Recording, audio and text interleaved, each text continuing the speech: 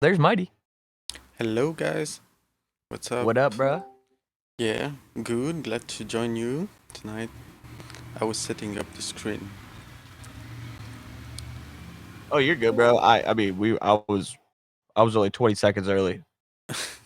Great. Braden is real. Braden's real. But like the haze, the highs, the hello, I'm doing good, and no one asked. Like, it's always a little sketch. I woke up like an hour ago, maybe 2 hours ago. I can't really remember. Um, Yeah. So how are you? I'm feeling good. I'm feeling good. I got an espresso here. I'm back on the hot espressos. Um, Plain black. Um, and I got a spliffy. And yeah, man, the morning is starting itself off very nicely. Well, I So guess it's the that's I morning guess at that's like 6. Yeah, it's 6 p.m. up here. It's 6 p.m. I know these kinds of mornings. Absolutely. I was These are the was just best. going pretty hard. Yeah, they are the best because if you find yourself waking up, well, look, they're the best sometimes. I will say Yeah, though, I will not in say getting a winter. notification. I will say, look, I'm not a big not to bring this up right now, guys, but I don't like getting a notification on my phone that says ETH is down 16% today. That's not an ideal notification, guys. It's not an ideal Yeah, notification. it's been crazy with But the I don't. notifications today. But dude, you gotta be. Look, I don't want to. I don't want to shill any. I don't want to say anything, but you gotta be feeling nice today or in the past week. You know what I'm talking about. Yeah, sure. Something's good, but I mean, bro, like, if I would have put like 1,000 in that when you told me to, bro, that'd be like seven. That'd be like I'd be like 7x my money right now. um, Well, maybe not 7. It was like 5x. It'd be like 5x. That's crazy. That's not what we're here to talk about today, guys. We're not here to talk about money. We don't need that. yeah, We don't need that. We just need love and support from each other. but yeah, the market has been crazy today, for sure. And the gas is going insane again, so that Love doesn't it. help. Love it. Yeah, I'm looking. I mean, dude, like what's so interesting about the market today though? In something I've noticed since the last crash, and I don't know if anybody else has noticed this, and I don't really know if this is a topic we want to talk about, but what I found very interesting because I watch the markets. Like I don't participate, like I don't trade or anything. Like I just basically hold and just basically whatever I make, I just hold. And then if I need to take some money out, I will. But I what I found super interesting this time around the past 2 or 3 months is what pumps and what doesn't at times now, and it was much different before this last crash. Not today, but, like, months in May. And, for example, today, you have Near and Solana that are both pumping Hmm. while the rest of the market is completely down. Those are side chains. And before, you know, those would have been looked at as, shit coins or whatever, yeah, the banter. And those are the ones that are pumping now. And it's so interesting to see because I think people are starting to realize like now it's like the shift of understanding where this is going to go. And it's interesting to see how just the market reacts. I find it interesting. There's Yeah, no yeah. really conclusions to any of it. I just think it's interesting. I think for me it looks like the ones with actual utility are the ones that keeps their best shape and yeah. So I mean, you witnessing. could say that. You Yeah, could say that, but then look at Ethereum. yeah, sure. I just think there's a lot of speculation with the bigger names, whereas like Solana, the only people that are really throwing money in Solana are people who really, really know what's up. They really know what's going on there. Hmm. Yeah, I should look into But it hey, closer. I haven't yeah, but hey, looked that much on Solana. Dapper, I you're a know what they are doing. fan of Solana. Yeah. My only beef with Solana right now is simply its inoperability with MetaMask. If it can do that, and look, I'm not gonna sit here and say MetaMask is the number one here, but what's the bet? Look, just a quick maybe we just start off with a question. I'm curious your answer, Mhm. Mighty. What's the most um user friendly wallet in the sense that it works on Ethereum, and it includes as many side chains as possible. Is it MetaMask or is there another one?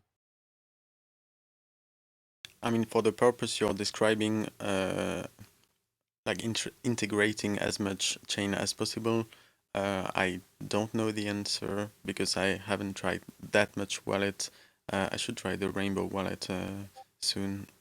Now you're saying it, but to me, the battle for marketing, in a sense, and simplicity has been won by MetaMask since a while now, and I don't see or heard that much of a competition with a new software.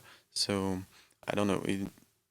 As well, it has to do with the simplicity and the adaptability, which goes with the trends. You know, one day something is trendy, the other day it totally changes. So as of today, I would say definitely that MetaMask is the one winning the battle of accessibility. But I, who knows? I mean, I don't know. Yeah, no, just an interesting question because that's my biggest thing right now. That's my biggest thing right now is like I think that creators like me, I'm just gonna use myself as an example. You know, as I get closer to thinking of how I'm gonna create everything, it makes way more sense to me to make a lot of the things on secondary chains because number one, it's just cheaper and it'll be cheaper for the consumer, and then still having more um and we talked about this, more like exclusive, more dazzled up ones, can go on, like, Ethereum. But, like, I think I find it really, Yeah, but I don't know. something that I have personally gravitated towards thinking about. But go Like, ahead. yeah, the more I think about it, the more the minting on Ethereum for the prestige doesn't make sense that much. I mean, I can totally see myself in the future minting on sidechains with not losing the, you know, anything in the process of just minting art. So I see the battle between having to choose. It's like having to choose the platforms on which you are minting. So on which chain you are minting is another layer of choice that comes into place. Where in 10 years from now, I'm not sure if the you know the average artist will really care how if, or will really have those choices to make in the process. They will pretty much just come and mint, but um, I mean, we can expect that everybody will have at least some education on how that works, and so the one that would want to know will find the information accessible very easily. But I don't see those choices as becoming the main concerns in the future. So that's something for us today to struggle with. But um, I don't know. Because I've heard as well of some artists wondering, like you're mentioning, struggling to choose which chain to mint on, or which platform or which wallet should you use. And I mean, we're here for something obviously way much simpler in the future, and in terms of accessibility, interoperability between all the chains and everything. It's just it's not there yet, which means that we have to find our way pretty much. But yeah, I don't know. It's um, ephemeral questions. I don't know how to say. Like for today, for us to find a way to do things, but I don't know. What do you think? Yeah, I mean, for me personally, it's just like I said, it's just it comes down to thinking of the consumer.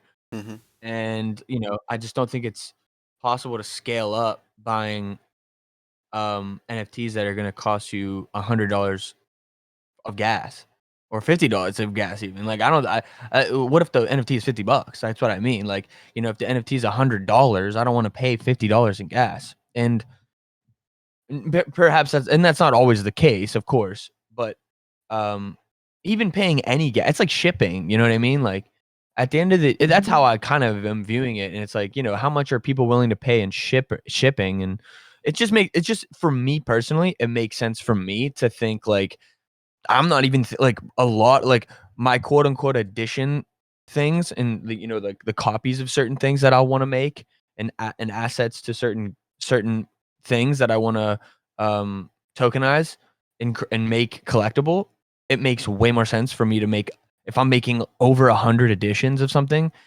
to just put it on a sidechain and make sure that that sidechain just works with what the majority of people are already holding. And if you have ETH, you most likely have a MetaMask. So, for Yeah, example, right now, it makes the most sense to me to mint these secondary things on Matic.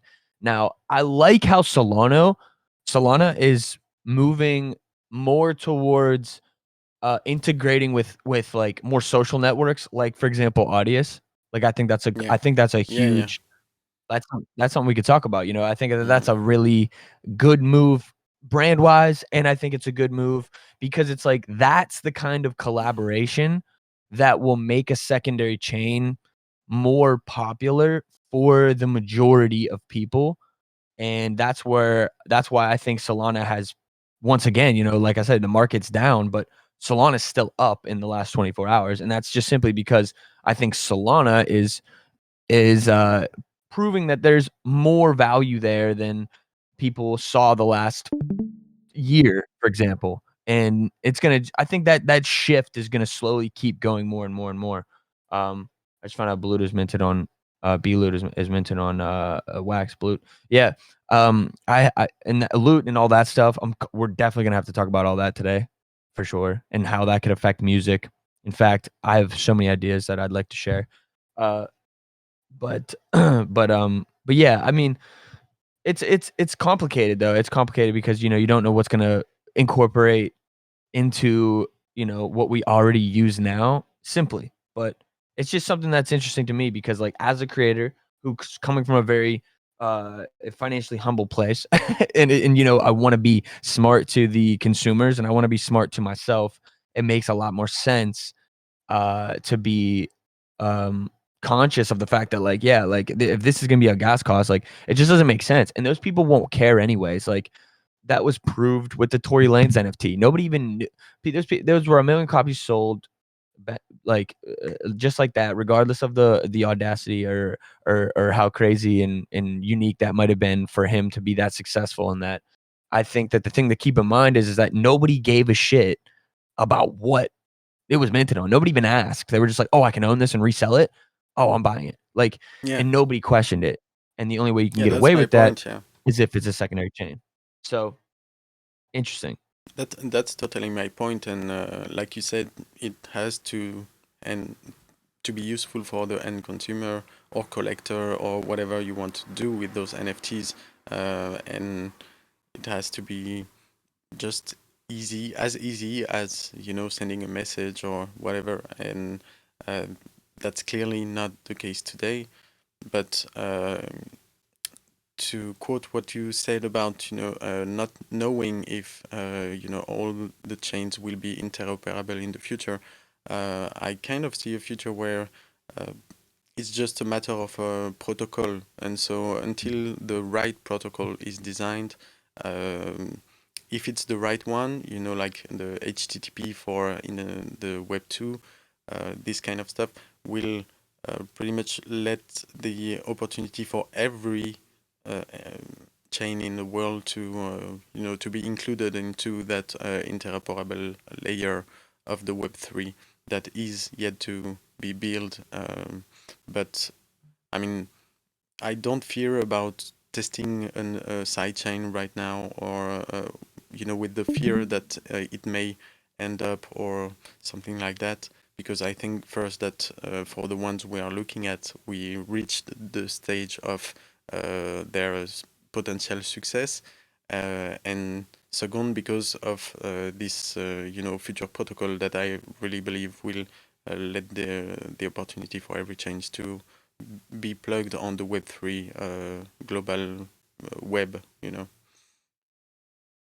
Web3 web. Yeah, so you're saying that basically you feel like most likely the solve will come from um either a platform or a wallet or a side chain that just simply negates the problems that we're already facing. So Yeah, yeah, one of those 3 things would just have to say, "Okay, my side chain is just simply built to work with everything." And then maybe, a wallet says, "Well, my wallet is simply built to work with every side chain or every mainnet or whatever." yeah, And then another and then the third would be a platform that says, "My platform accepts all side chains. You can mint all side you," which I mean, in some respects, you could say OpenSea is that, but sort of, right? I mean, you could say Mm, OpenSea is that actually, a platform that allows you to I'm utilize I guess it yeah, couldn't yeah, be a yeah. In a platform then. sense, it's just the beginning of that, but that's first how OpenSea looks, like the place for everything. So I think they might have this in mind, that yeah, the more interoperable they are, the better they will keep this position of being the place for everything. But yet you have 3 chains accept the Matic, the Polygon, Ethereum, and a third one I can remember the name. But yeah, that's what you say. Basically, one of the 3 component would have to come with a all-in-one solution that yeah, allows, because those things should stay like technical details, for the end consumer of the mainstream crowd. So it's just something hidden in a setting tab where only technical people would have to deal with that.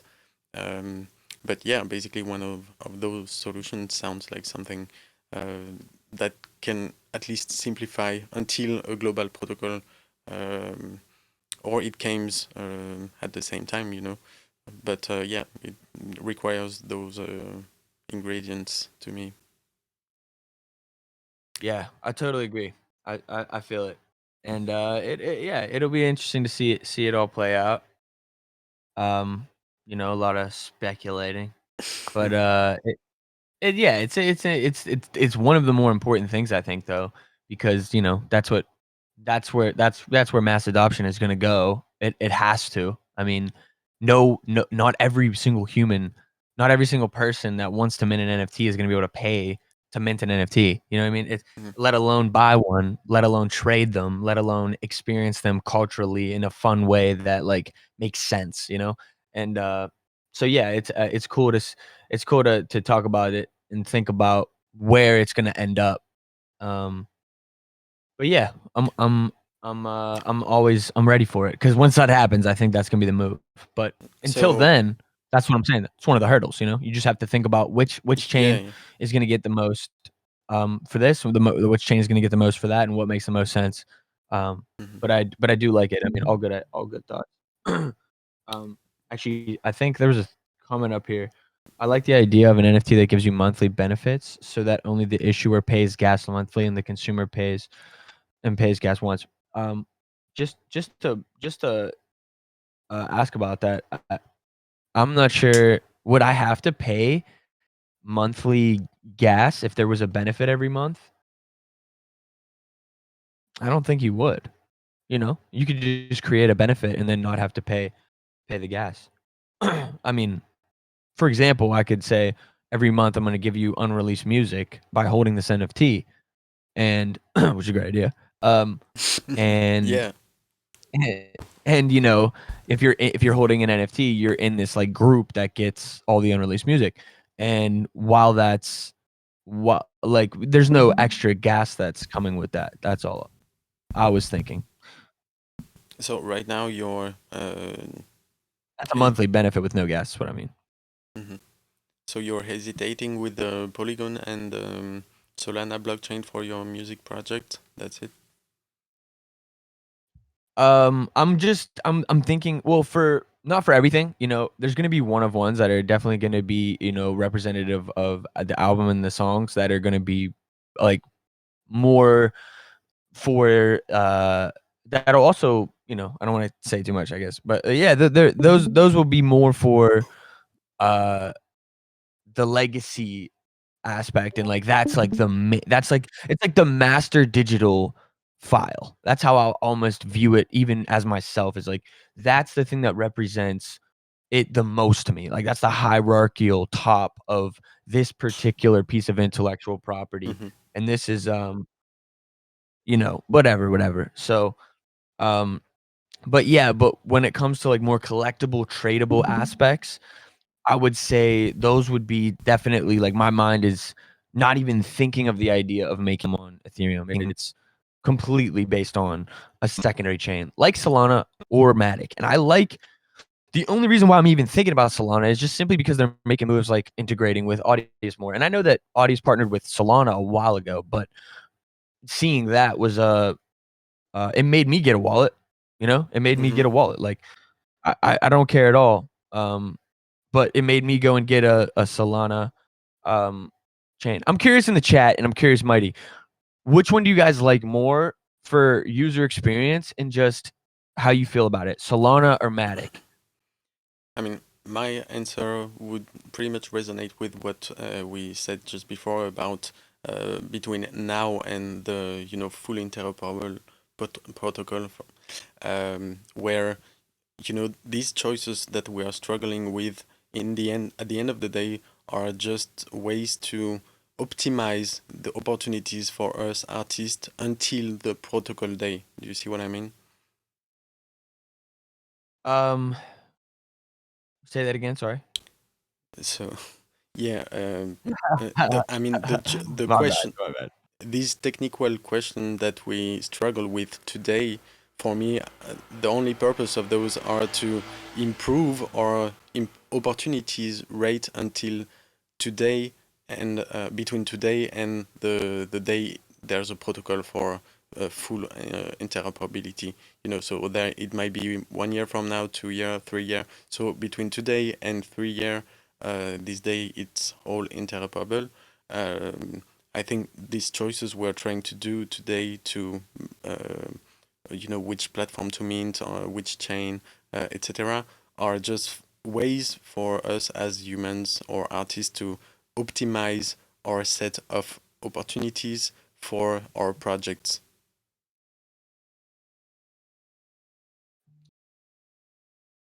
Um, yeah, I agree, and you know what? I actually didn't even realize, um, that Arbitrum, I think I'm saying that right, just launched as well. Are you familiar with this? No. Okay, so Arbitrum is apparently some, I don't know what to call it. Maybe it's a protocol. I don't know. It just seems like a buzzword. I don't really understand it 100%, but like let's just say that that's what it is. It's basically like a secondary. It's Ethereum's um it's like a secondary layer 2 solution for Ethereum. That's basically what it is. So you can trade on that with Ethereum, and it will lower the gas fees. That's essentially how I understand it. Okay. And it's yeah, and like, everything has its own like I think it's just for trading coins and or tokens right now, but I'm not 100% sure that it can, handle everything like minting NFTs and ascending NFTs and blah blah blah blah. I'm not 1,000% sure on that, but that's that's the thing. Like, man, it's still once again, it's so funny we always say this, but it's still so early. It's hard to tell. It's just hard to tell Yeah. who's going to win because there's so many factors that could happen overnight. And we know this because, last week we thought we understood the formula for NFTs. Not really, but I'm saying some people might have. And then Luke comes out and does what it does, and everybody starts to rethink their whole fucking plan. And Hmm. that's because it was such a powerful move, and it just sparked everybody's creativity again. And it makes people realize, like, wait, this is more infinite than I even thought it was infinite last week. So it just adds and adds and adds, and that's why it's like, what chain to mint on. Like, am I more bullish on fucking Matic or Solana? And I don't mean price, I mean more like adoption, but like, I don't know. But Ethereum could come out with something tomorrow that will completely um wipe Solana and Matic off the board. And maybe once regulations come, all of these have to merge into one thing. I mean, there are so many possibilities that could happen from the situation, but I just think that's something to pay attention to in terms of like a problem solution situation that I think is going to be big for adoption and big for creativity. Um, but I mean, you know, I think everything can work, and if you're willing to pay the $50 an extra gas fee that Ethereum is, which Yeah, isn't that massive of a deal, you could still just do it on Ethereum. It's just I'm thinking for the little guys, I'm thinking for, like, small businesses, I'm thinking of, like, you know, people like, for example, like, my friend owns a landscaping company. I've been trying to get him to start to think about this, and I'm like, "Dude, you could create a community because he only talks to rich people, dude. He only works on rich people's patios and shit, and he said, like, the last 2 years has been booming because these rich people were just off chilling at their mansions, and they just wanna buy a new wall and shit. yeah, He's crushed it, though. He started out doing fucking he started out just doing like mulch and shit, you know, he built it up. But, you know, what is that company, you know, now that he has this massive community of basically rich people that spend their money on landscaping, which at that point you know that they're obviously well off and they care about that type of thing. So yeah, yeah, exactly. But he builds out all this stuff. So he has this community of rich people. It's like, dude, you could tokenize that community by basically putting them all in a Discord and allowing these people who pay big money for projects to all start to create relationships with each other. Like, dude, you could get them to start doing business with each other. I'm sure there's a lot of rich people that you talk to that could probably end up helping each other out. And then you create that community and you own the IP of that community. Now you got leverage over this. And that community doesn't have to do with landscaping. It could just have to do with like, I have a community of people that pay me to do landscaping, but I'm also going to now tokenize it. And then it's like, but then again, like maybe he wants to create NFTs for each project and he wants to create it like, you know, a reward system with it. It's like for him, I think it makes more sense for the way he looks at expenses and things to mint on something like Matic or Solana because he's gonna be like, okay, it cost me nothing to create these NFTs. It's only upside. That's where people who are like super business like, I think that's how they're gonna think. They're not gonna be like, oh, it's so much more valuable to go on Ethereum. It's like they're not even marketing to Ethereum maximum people anyways. They're trying to get their average neighbor who doesn't probably understand Web3 at all to take something for free, and they don't want there to be a hassle. So the minimal the expense, the better. Um, yeah, I totally agree. And then, today I would answer Matic, is for me the one that is very promising. I wouldn't say the most promising because tomorrow it can be Solana for different purposes. I look at Solana with Odious and, it tells me a lot of things. But like you say, it can be Ethereum. From my perspective, I try to be as ready as possible, quote unquote, where I cannot get my hands on every wallet on Earth, and I have my choices to make depending on my personal path and everything. But we've talked a lot about layer two solutions, especially for music, where I took some time to set up and be ready and experiment with those different chains, but I can still totally see myself tomorrow or whenever still minting something with Ethereum if I just wake up and feel like doing so. So there's definitely better use cases if you are comparing, the technical performances of those. But in the end, it just relates to you and what you want to do at the end of the day. So that's okay. But yeah, it changes as well very quick, and that's yeah not so easy to deal with that, especially as an someone new entering the space right now. What's the best choices for you? I think those answers aren't you know answered really easily in those days. So thankfully there's a lot of platforms that already gained success and attention to a new crowd, like Rabbable or OpenSea or Foundations, for example, um, that pushed the Web3 world into a new audience. But yeah, you basically I think the newcomers basically follow the guidelines and the steps from these platforms, their preferred platforms, and don't deal too much about the technicality of how to create their NFT. So if their preferred platform is an Ethereum one, I think they will manage to get the Ethereum required to pay the gas. And if it's another one, then they will just follow the guidelines in places from their preferred platforms.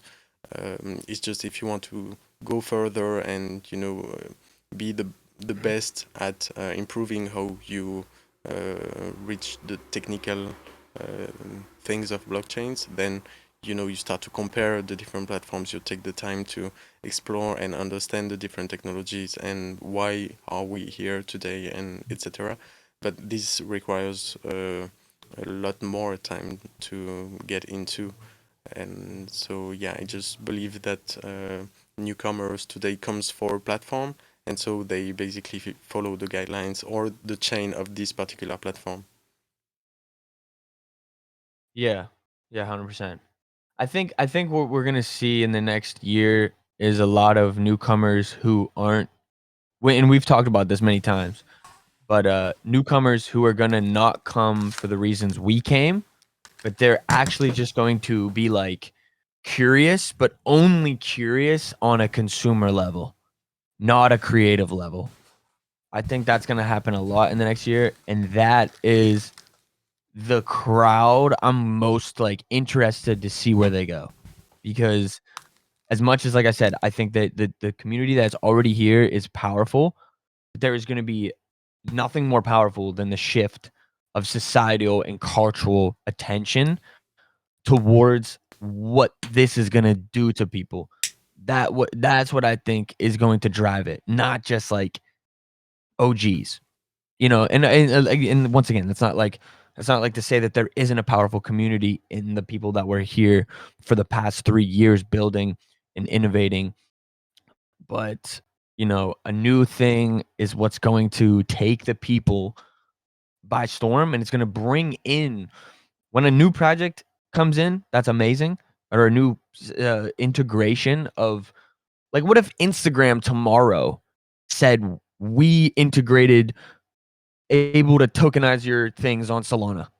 You know what I mean? Like, it would boom, Solana's the answer. You know what I mean? Yeah. Immediately. Like, or if it was Matic or whatever, or whatever. Maybe they said Ethereum sidechain. Like that to me, and by the way, the only one that Instagram's gonna partner with, because they're owned by Facebook and basically Google and all these same fucking massive heads, it's going to be a massively regulated one. So whichever one you think is going to be the best in terms of regulation, that's the one I would go with, because that is once again what another thing I've been preaching is like there is no end to this until some sort of regulation. Just because we know if we know how powerful this is, that's why it's going to have to be regulated. Otherwise, they're they're going to lose their power structure, and I think that would also cause a lot of destruction on in ways we probably don't understand. So they're probably going to stop that from happening. So regulation, I think, is inevitable.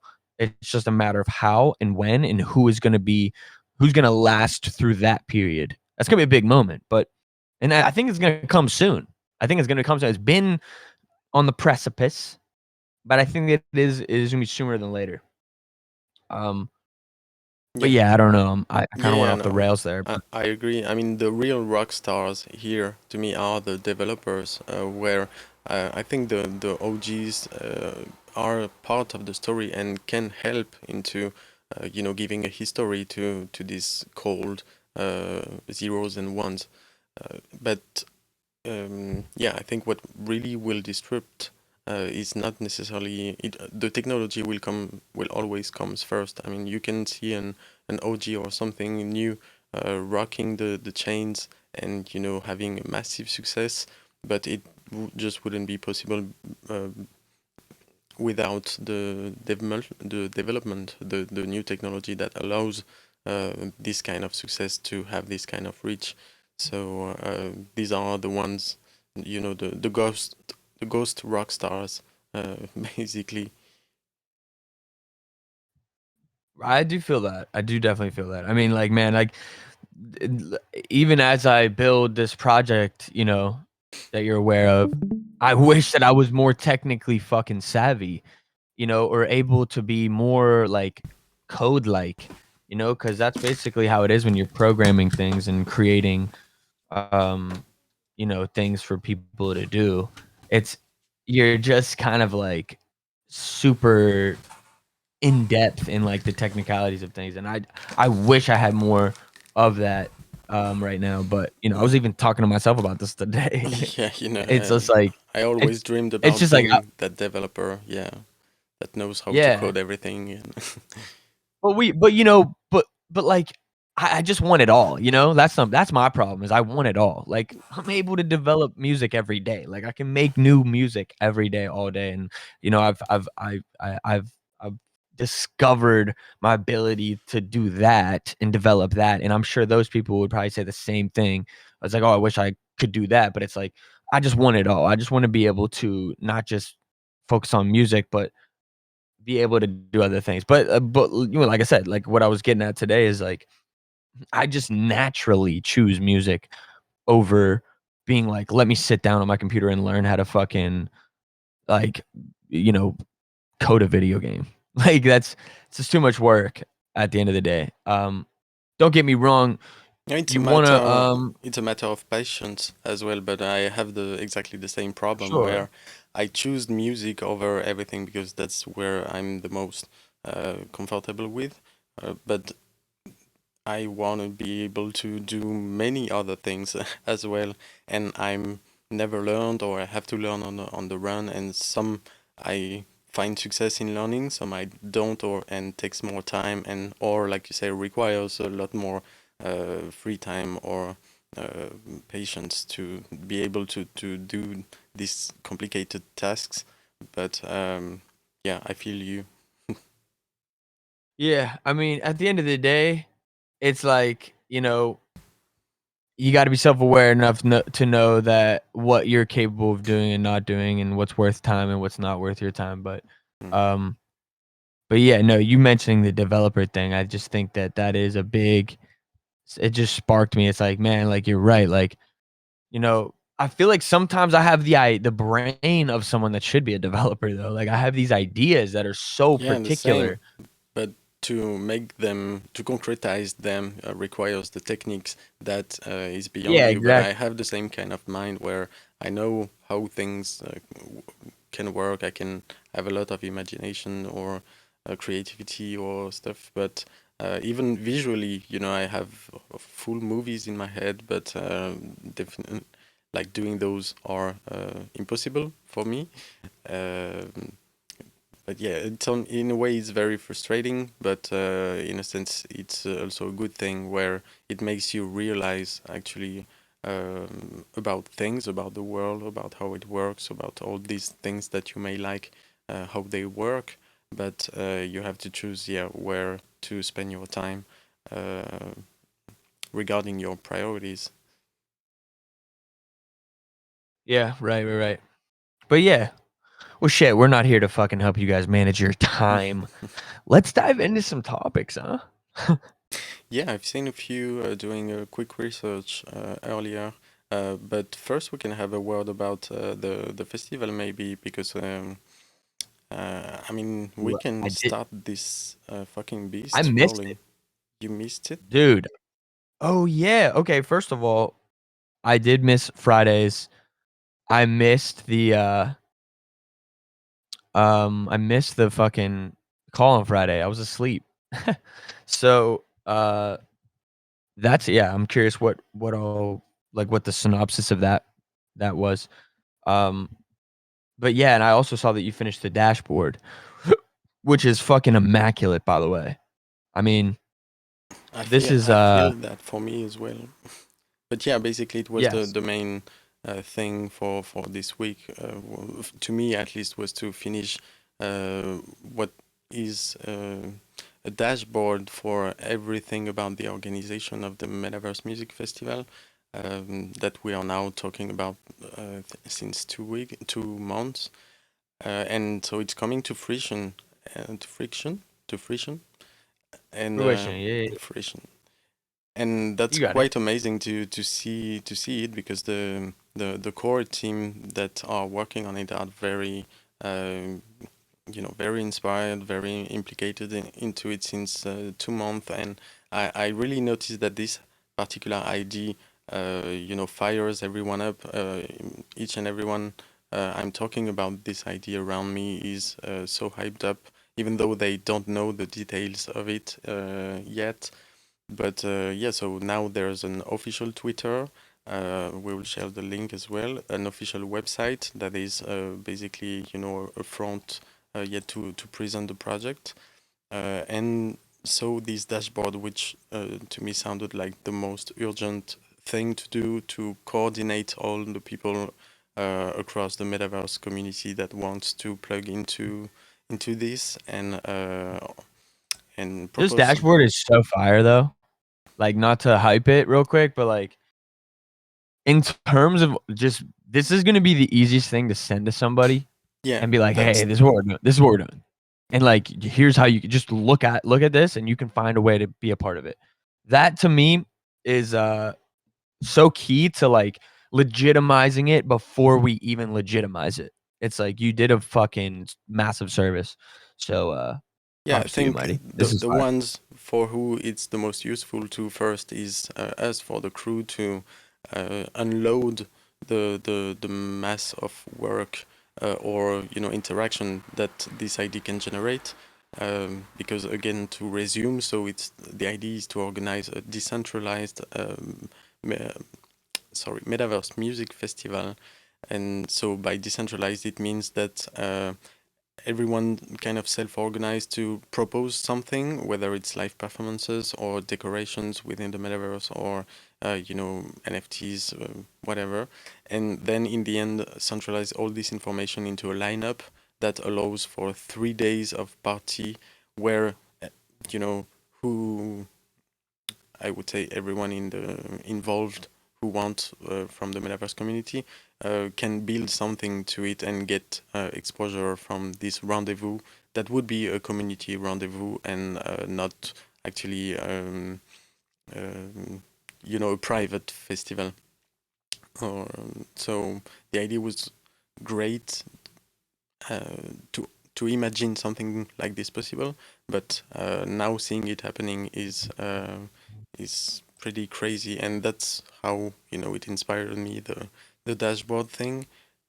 Basically, by seeing anyone, the amount of energy from everyone, and the fact that it kind of all started here at the MightyMai show was putting some pressure on me where I felt like, okay, what can I do for this?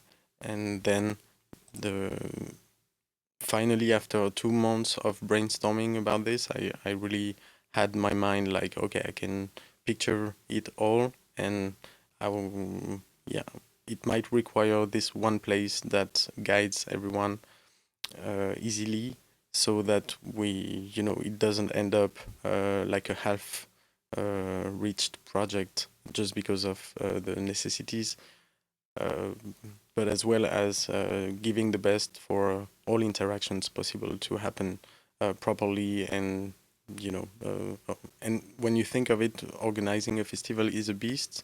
I've never organized any festival ever, but now I start to realize the depth of this kind of work. And so basically, that's what we did here, is pretty much retro engineer all the organization of a basic festival, but um, translating it to an open framework for the Web3 and the metaverse community to be able to celebrate all together, and participate in this event as one big hive that wants to create its own party, pretty much. So yeah, I'm showing the dashboard on the screen, and basically, so to resume, if you are interested in participating in the Metaverse Music Festival organized by the community, then head over to this link that I'm sharing in the chat, which is the dashboard for the MVMF. This is now its name. And basically, what you will find there is everything you need for you to know the latest informations about what's going on, but as well as all the process, all the walkthrough to mirrored mirrored to every type of profiles that can participate, whether it's artists, um, visual artists, parcels owners, wearable designers, sponsorship, and a lot of different use cases that this community can provide. And so you can find it in the walkthrough sections where, if you're working on the marketing, then there's a marketing section. There's all the sections required that we try to cover pretty much all the aspects of the community, the Web3 and NFT community that can actually participate to such an event. And yeah. Oh yeah. Well, dope. Yeah, we'll. Is there gonna be like? Are you gonna formally release this tomorrow or this week or something? I guess so, yeah. So I think we will We should announce make it it in a the, thing. Yeah, yeah, we should on, do something. absolutely. Now it's ready, so we were kind of reviewing it, just reading it twice, just in case there's not too much mistakes there, because yeah, we made it happen in no time. And but yeah, We that's need people reaching out to like Solana and fucking Matic and fucking. We need representatives of every single crypto company.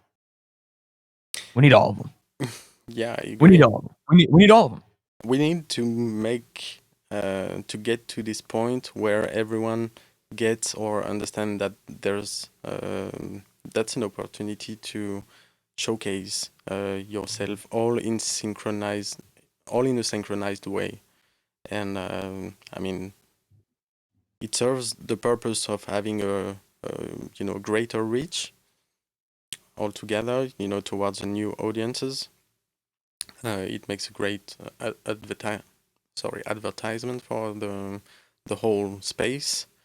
Um, but as well, if we reach a certain step where you know we get these big players to have some sort of participation into it, then it creates the snowball effect, or where other big names are like, damn, Solana is doing something for this. Well, everyone is doing something for this. Well, I have to do something Right. for this, even if you're a big name. And we have to get to that point, to make this kind of rendezvous. We can definitely. Yeah, we could definitely get like Audius, and we could get Emanate, and we can get that, and we can start with the ones that we know. Like I'll reach out to Audius this week because like I talked to a few of them. Maybe I'll just see if any of them are interested in talking.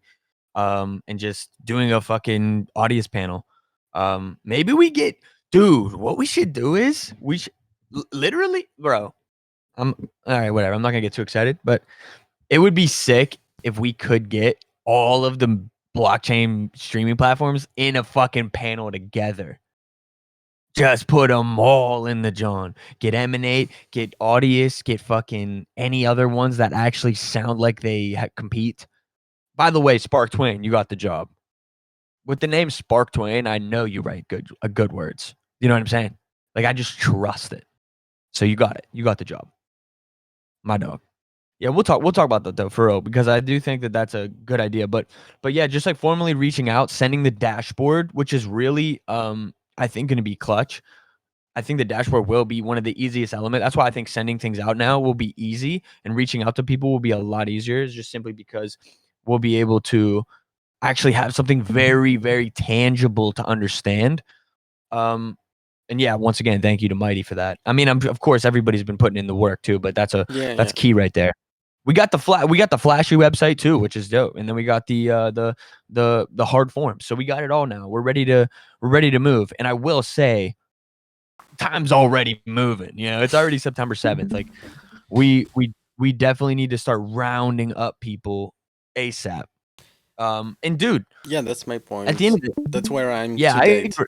today. Yeah, as well. I think we should Yeah, start I agree with screaming that. about it and the loudest we can, and try to start gathering people because it's the framework is all ready. So we just need Right. to start working on actual things I say and getting it filled. I say we could take some precedent, and then I say this Friday, during the call, we could make that a thing and be like, "Look, like, it's go time. Now it's time to reach out. Now it's time to we wanna It's let's time. start to press. It's time to Let's build. start to yeah, let's start to press them a little bit. Let's start to tease some shit." I don't know what these submission forms are looking like, but That's why I'm I think curious. this. That's why I think this week is the great for reviewing the whole framework and finishing the details. Make sure everything works, everything is on the same wavelength about how the frameworks work and how we should, all go about this. Who deals with what and everything. But this Friday we should be up to that, and then, like you say, yeah, it's go time. The clock is ticking. We're already the 8th of September at my place, actually.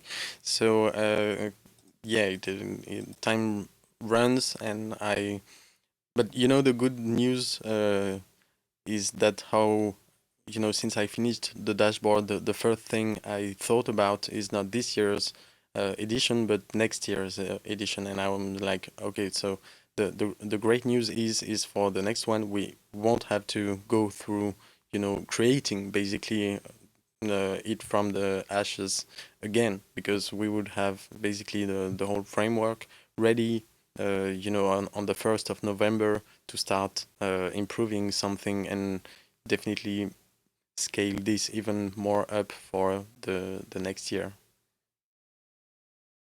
100%, yeah. I But yeah, it's yeah, I go love it. time. Yeah, So but yeah, get I ready, don't wanna, get ready for official I don't wanna announcements. But yes, exactly, exactly. Just get prepared. We'll do the rest.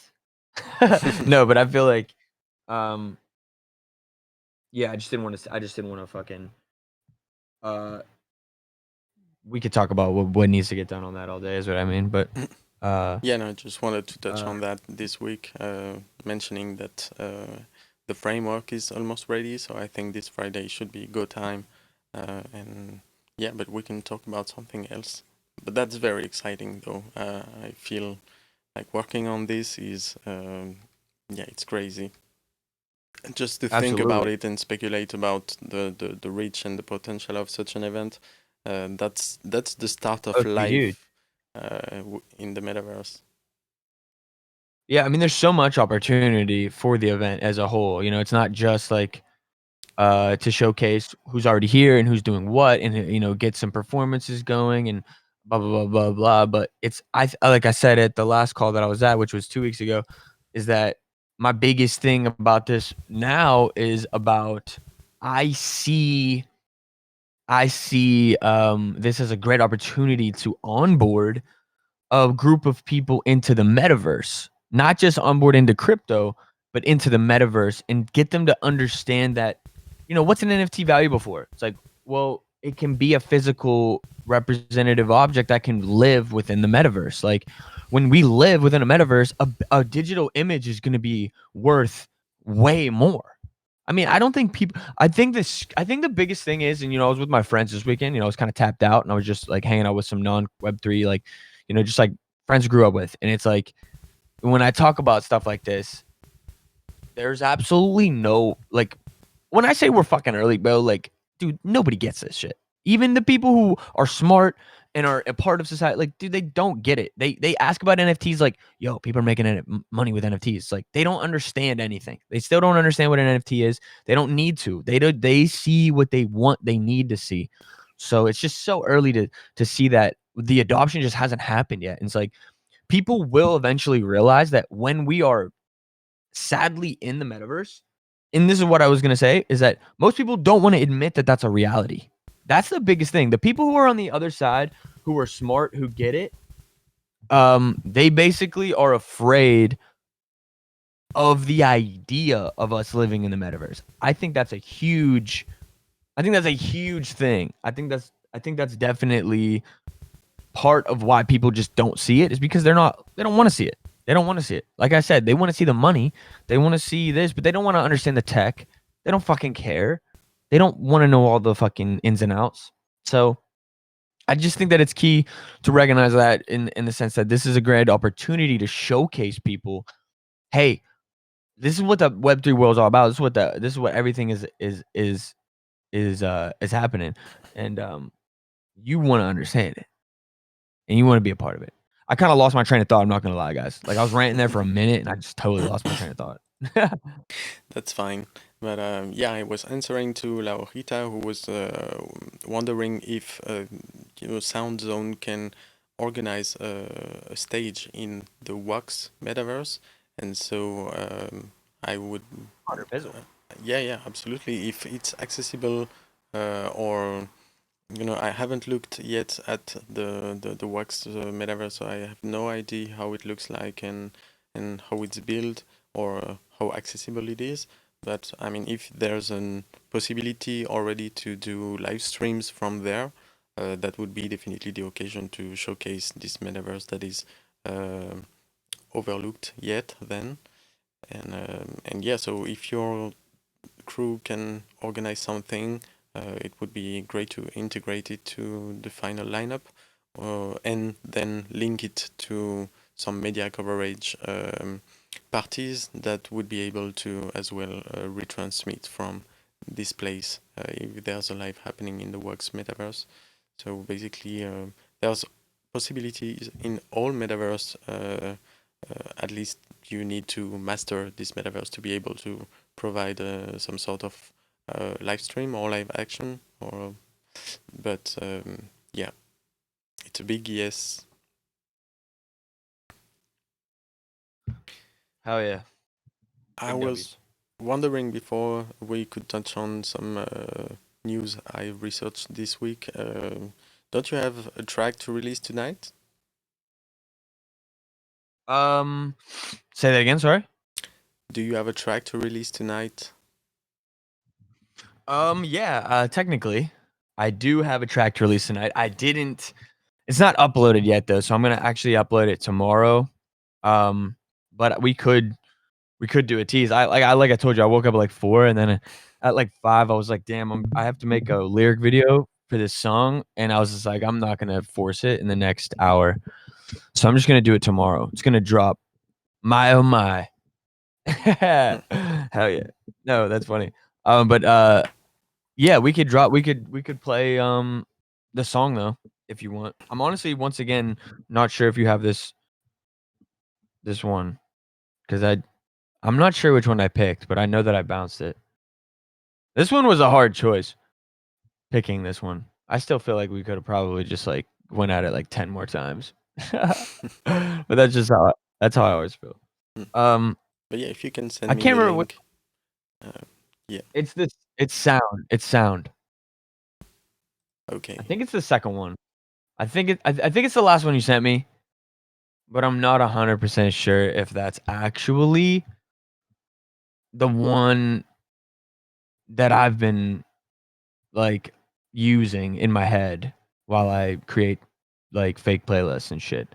So, Yeah, it might be. I'm honestly not sure, to be honest. maybe you rebounced it, but for the purpose of playing it here, I think might be good. The one I have. Yeah, it'll be fine. Yeah, it should be fine for sure. Let's say, dude, I don't know. I definitely I don't know. Let's just do the last one. We'll do the last one. I'm cool with that. Okay, if you. Yeah, it's not a big deal. So, so we are what is it, like 12 weeks now? I've released a song a week for, like, the last 12 weeks. Um, Pretty much exclusively Web3 based, in the sense that the music is only living on Audius. It's supposed to be on Emanate, but they just, they said that they were gonna upload it, and then they just never did. So, I mean, I'm sure that it'll get uploaded on Emanate at some point.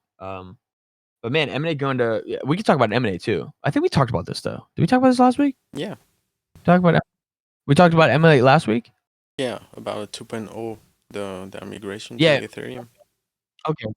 Okay, cool. Yeah, we did. So I've just been releasing Web3 basically. I put lyric videos out on YouTube and stuff, and eventually these songs will all be on a project and it will be traditionally released at some point. At some point. Um I love it. But Um but yeah, so let's we can play the track yeah, for a little pause. yeah, for sure. I think this is week 13 though. Um so yeah, if you've been listening, that's cool. If not, like that's also cool. Like there's so much to be released. And man, the song I made yesterday is fucking so fire. And it's so different. You know, I've been Okay. experimenting so much recently, Yeah. musically. Yeah. Just like making shit that Braden, anything I've made in the past month has been so different. I'm not playing any of that for maybe a year. You won't hear the stuff that I made in the past month for probably like a year. I'm kidding. Maybe like 6 months. Maybe like 6 months. Sorry. You gotta keep them one something. There's so much more to play. You're creating Um, frustration. But yeah, let's hear this track for today, let's do released it. tomorrow on Odious, which is called Sound. If you're ready. Yes. All right. I'm ready to go.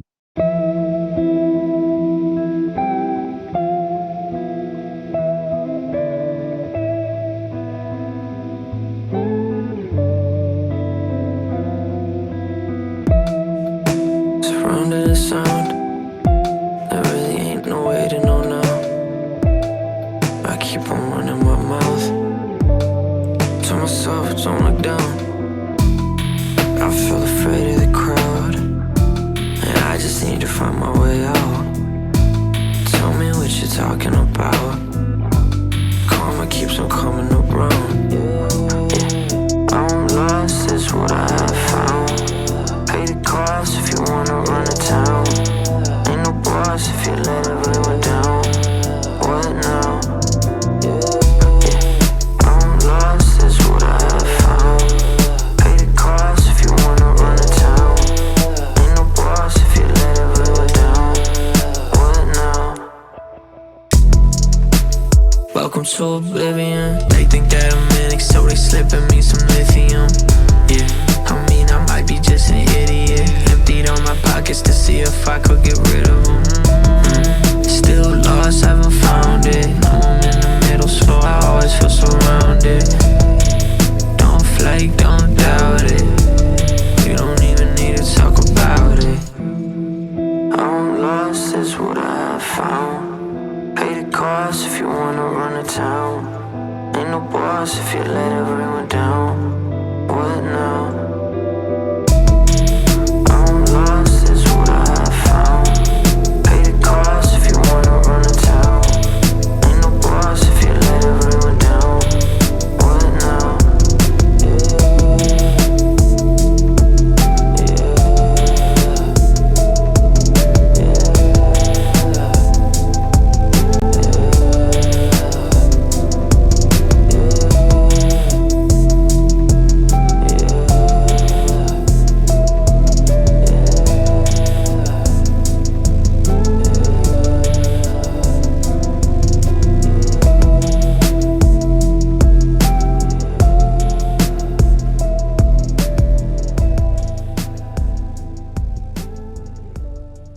This is definitely another level, so I can wait to hear the stuff that you are doing this month. And you're teasing on your new productions, and I know how prolific you are, and so I just gets me more hyped and excited about what you're currently cooking musically.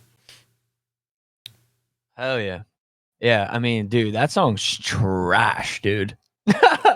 No, I'm kidding. I mean, it's not trash. It's just not my favorite song I've ever made. That's why I put it at the end. And it's a little too depressing for the vibes. I feel like in here tonight. I feel like but hey, good chill vibe. I mean, if you mean chill as in depressing. But anyways, yeah, I feel like what's actually interesting about the stuff I'm making now is that it's so much more like what I feel like I should have been making in a sense of it's just what I naturally do on the guitar. Mm, So a lot of my newer stuff is sonically like I don't want to say simpler, but like production wise, almost simpler. Like, you know, like like for example, like the vocals are much more raw. Like I have I'm trying different, like vocal production techniques and like mixing them like not as I'm still mixing them. I'm still like doing like compression EQ and maybe some effects, but it's in a much different way than for example like that last song that was just played. Even though that song is like kind of an anomaly in itself, but it's like I don't see um I don't see these like even like people might be like, "Yo, there's no way this is even the same person," but you would. But I'm just saying, like, probably. they're not the same style of music. They're Yeah. not the same style of music. That's the thing. I'll say this: the one thing I wish I was able to do is if I was able to play drums, live drums. I think that's the biggest separator Cool. of what I wanna hear versus what I make. Mm. I program on my drums, obviously, and, like, I don't play them, like, I Yeah. want to play the like, a real Yeah, I'm kit thinking of would it make a lot these yeah, times. Yeah, but I have no drums m nor setup for. do you have any good, like, even if I had, like, great samples, I would use those, but, like, I just really don't have, like, real drum samples that are really nice, like, that sound like fucking, like, pop punk drums, like, no lie, like, some fucking Blink-182 like, some My Chemical Romance drums, like, dead ass. Like, but not like that style of music, but those types of drums, you know? But I found one day a very great website about collections of multitracks from all the records of history.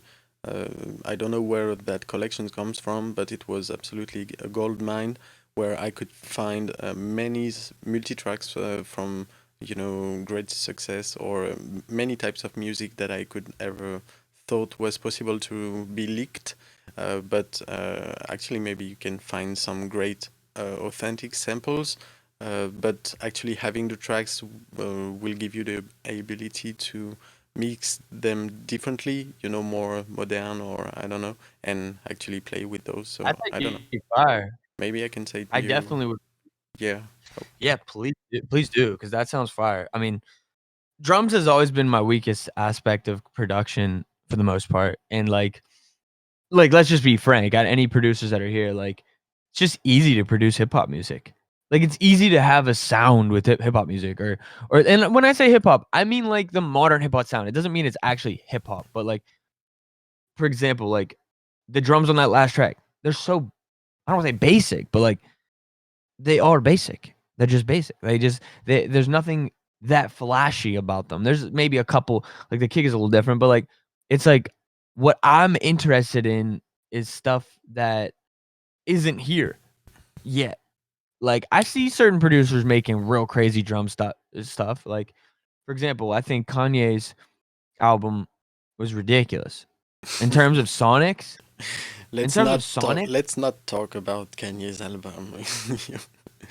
No, no, no, I feel you. I feel you. I feel mm, you. I just wanted to mention that I just really like, um, the sonic aspect of and the production aspect of the album, for yeah, sure. yeah, yeah, And absolutely. Drake's album was fucking mid, dude.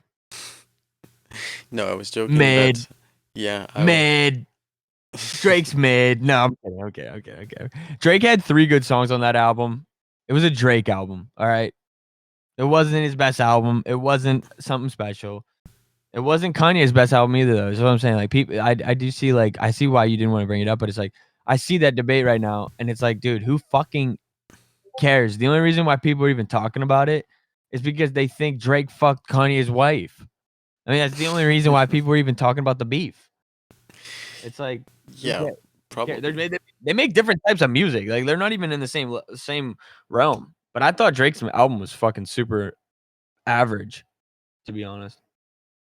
Yeah, actually, I haven't had the occasion to listen to both of those completely yet.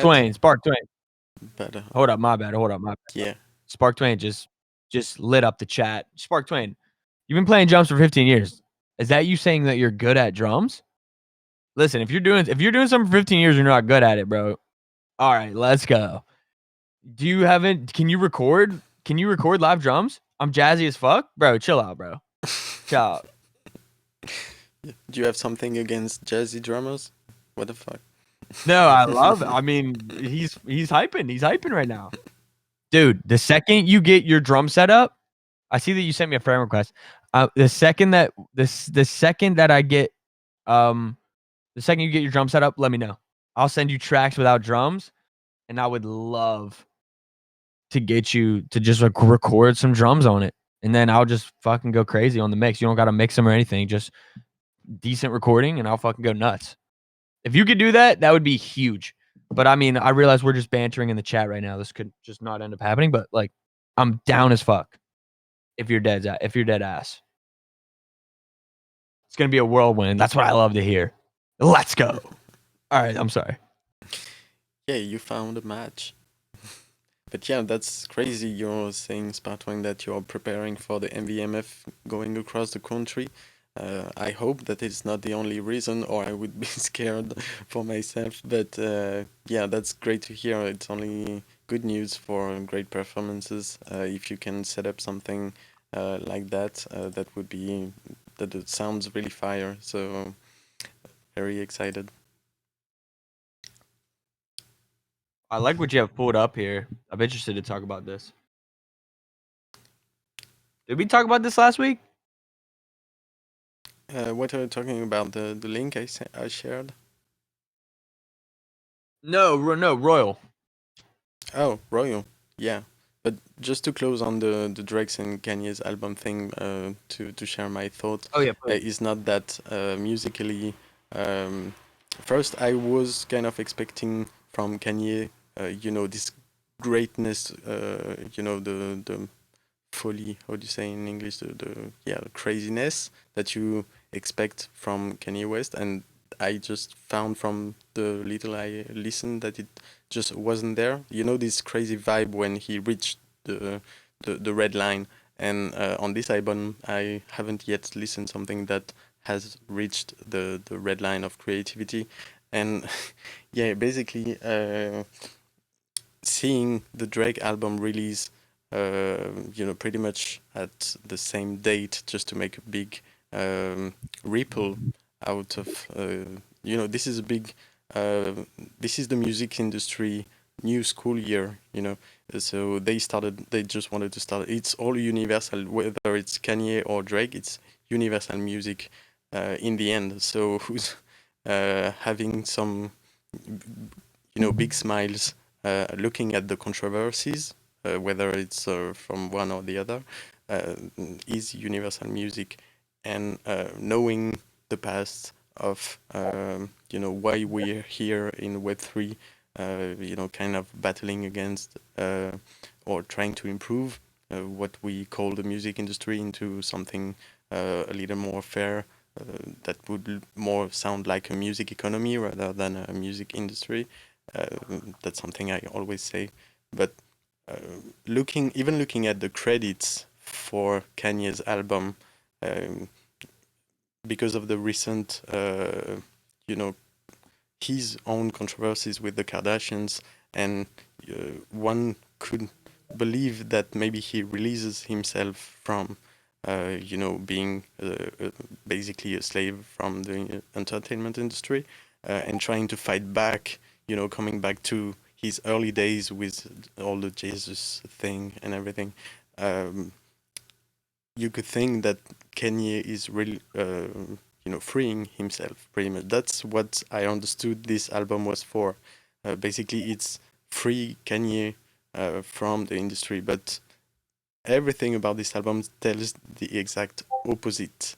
Like, it's a fake prophecy. It's a fake Kanye being freed, and that's pretty much all I've already understood about looking into the details of it, this album is like yeah, when you look at the credit, it's 100% Occult Elite connected in all songs, in all everything about it is points to the fact that this album is a total fake Kanye being freed from himself and his situation. And so I kind of felt bad about witnessing that they are trying to promote Kanye as back, to Jesus, but that's a false prophet, fallen angel type of thing. And he's actually totally in control. And that's total, kind of disinformation or market manipulation to play with the current, Kanye and Drake's release, because looking at Drake's release, they pretty much have the same credits or connected credits. So it's basically the big assets from the music industry, the one we don't want, that are starting their new school year with those two propagandas, I would then call it. So that's pretty funny as well to see everyone jumping into that like it's all spontaneous and organic type of art. But I don't be fooled. No, I feel that actually. That's a good insight. I think that's definitely more probable than people probably think. So I feel what you're saying.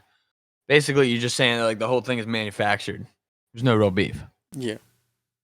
By the industry, Yeah, 100%. by the Occult Elite. For sure. They want to see it. They want to see it. I mean, dude, if those two stepped into a ring together, do you realize how much money that would make? You mean you and Do I? you realize? No. What? Me and you? I'd probably make some money. Web3 money. No, I didn't Dude, understand. wait. Chill. Wait a minute. Let's take a pause. Did we just spark an idea? Metaverse boxing? Yeah, there's something. Metaverse boxing? I like that. Bro, okay, wait. Let's just bear with it. We create an NFT project, and they're all fighters. Mm-hmm. And there's one game that these fighters can participate in, and it's just like a ring. And I don't know how we create it. You can put this ring in any metaverse, and these characters adapt to each metaverse. You put everybody gets their own thing, and then you just create bang. Now everybody starts fighting. As players win, maybe they like win these quote unquote endorsements or fucking sponsorships, and they keep ranking up and they get different trophies and shit. And this belt of NFT that gets passed down through generations, and it's this legacy thing. I don't know. I'm ranting, but like, dude, I think we might have just cracked the code to the metaverse.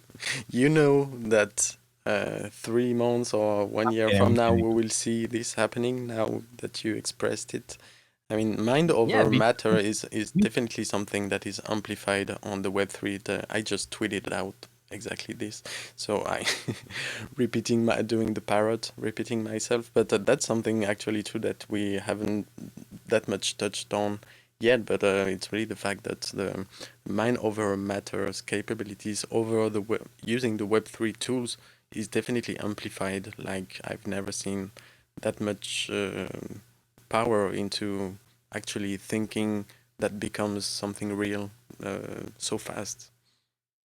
It will. It definitely will. I mean, it's not even a question. I said that out loud, and I was like, you know what? It definitely will. I mean, especially if like you make it very similar to, which I want to talk about right now, and this is kind of why I'm sparking this, is like, let's just say you take that same concept we just said, metaversal fighting, and you make these fighter NFTs, but you make it like loot. The meta fight. But you make it like loot in the sense that these characters have these traits, but you have to create your fighter yourself to participate, in a sense. If that makes sense. Yeah, and you can sell it later, like World of Warcraft accounts.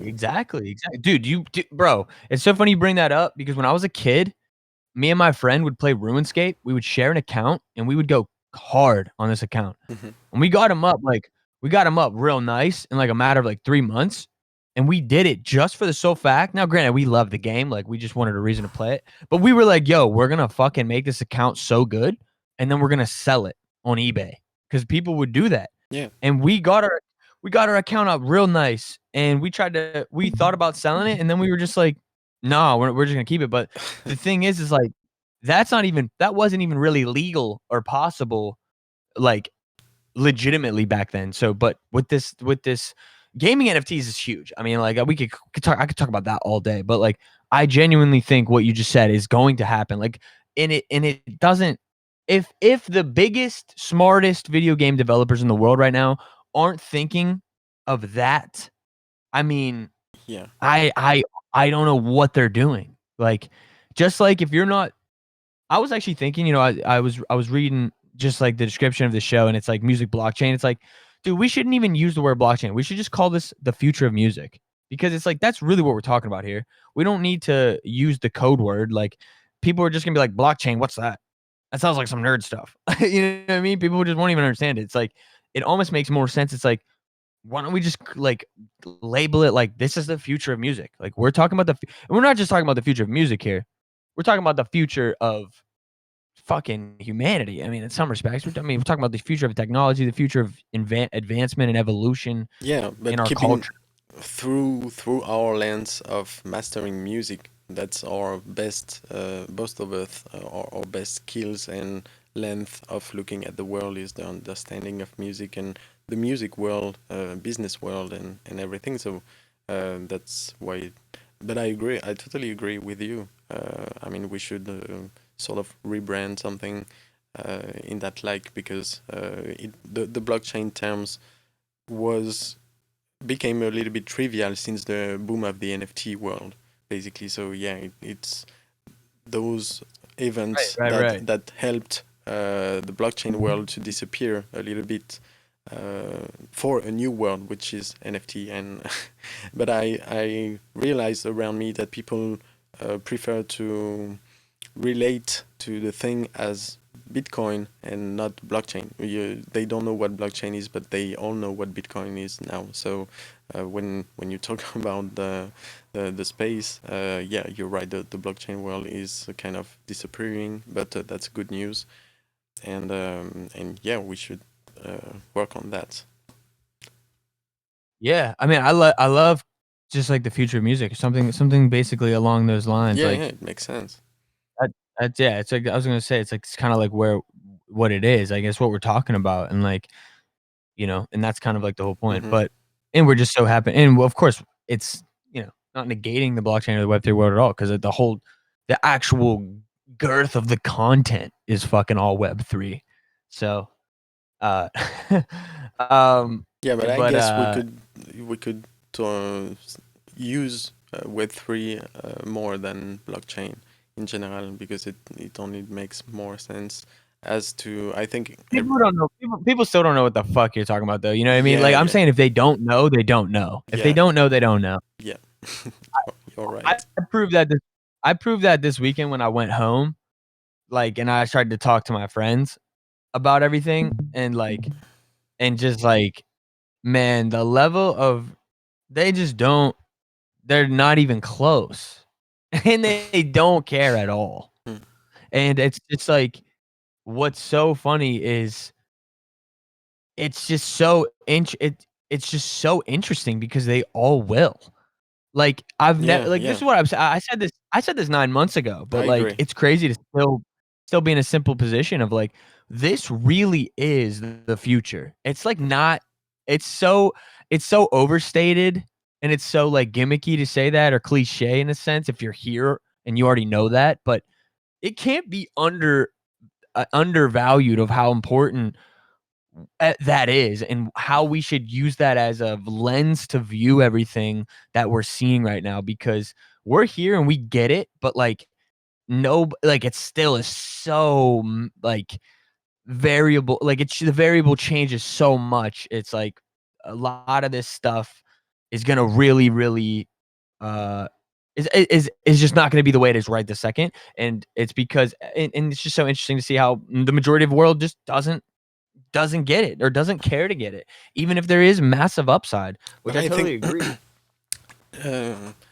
it makes me think that reading Laurita's comment is quite interesting in that regard because we know that there's the CBDCs. Uh, they are coming and they will pretty much represent, I guess, the regulation moment because if they launch their official CBDCs, I mean, at government levels, that's where basically you would have the regulation that comes with the crypto world. But I can be wrong.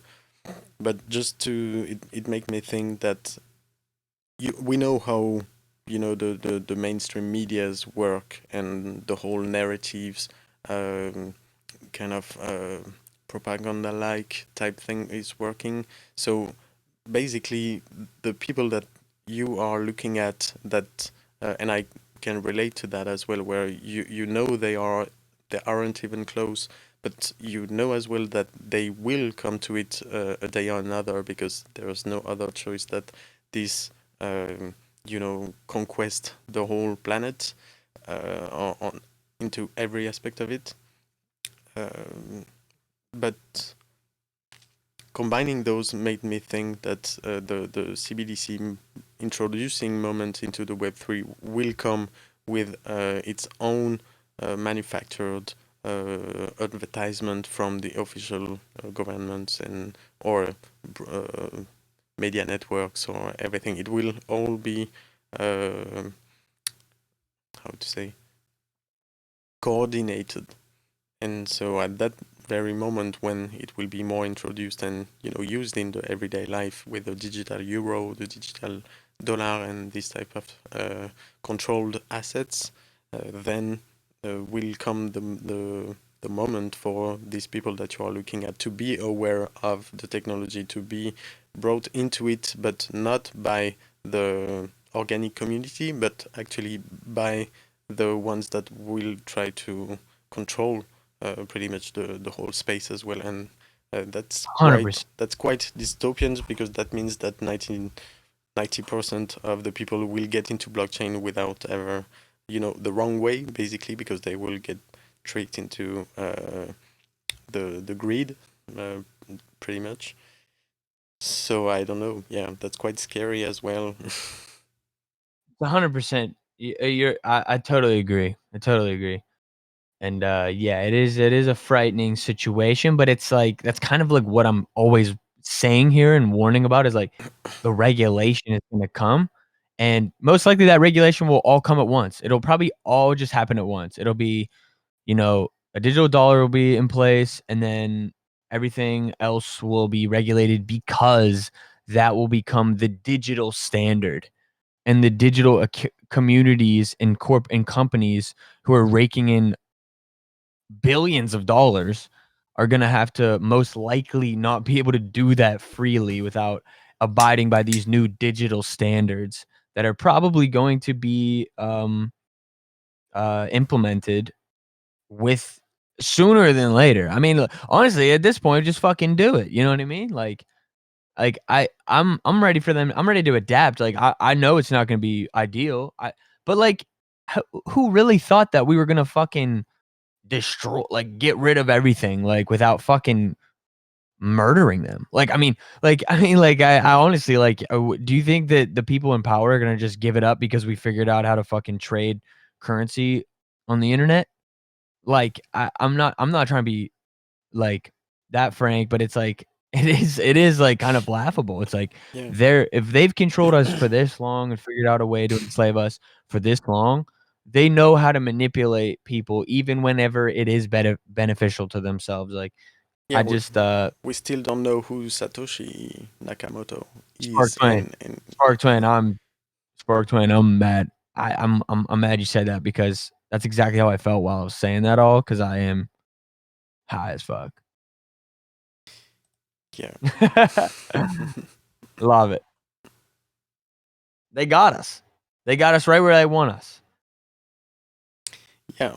Because I was reading the what Spark Twins was saying about people in San Francisco using 50% their phones to pay, and the day MetaMasks works like that, like an Apple Pay type of paying device. We are going to make it, but at the same time, what if Apple Pay, for taking this example, implements this digital dollar CBDCs and actually not the other ones? Then the 90% of the people who will jump into crypto using CBDCs will use Apple Pay, and it's all the same trick. Will they be able to compete with the quote unquote free world with MetaMasks that you cannot use your particular coins or tokens to pay for things, and you have to convert those before, etc. So I don't know. Yeah, I would imagine. I mean, I think what they can't stop is what is here, but, like, they can like, make it illegal for people to do it, and Yeah. because the blockchain is public, you could be just publicly persecuted so easily if it was enforced. So that's the only real problem that I think is the case. That's what I'm saying is, like, most people are just scared, bro. They're just not gonna do it. They're not gonna and if they did, it would be a massive divide, I think, and I think that would be a very interesting play out. But, but shit, we can talk about something else, though. Yeah. Do you want us to Can we cover talk about loot? about what? Can we talk about loot? I'm not sure what you're referring to. Loot? Loot? You haven't heard of Bloot? No, loot. Loot. LOOT. No, I don't see what you're Really? talking about. No, I was in my cave.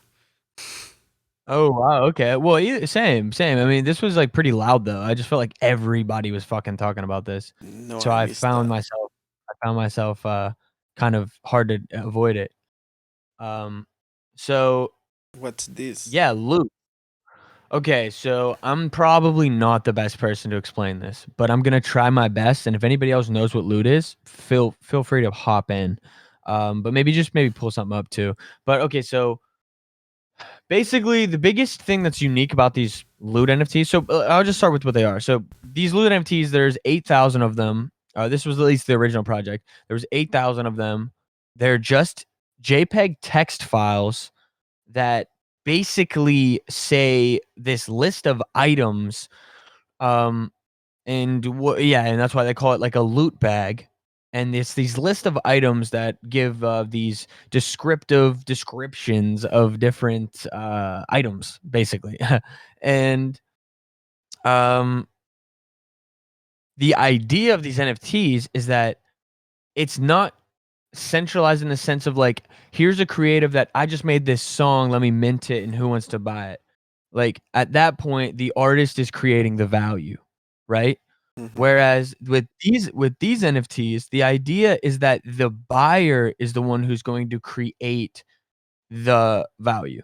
So everybody bought these NFTs to essentially create their own. It's honestly still a little abstract to me, but like basically the way I understand it is, if I bought one, I would have this bag of fucking items, and I would have to essentially create the fucking what these items are. Like Mm-hmm. that's essentially how I understand these in terms of how they're going to be utilized on all kinds of within the community. That's how I'm seeing it.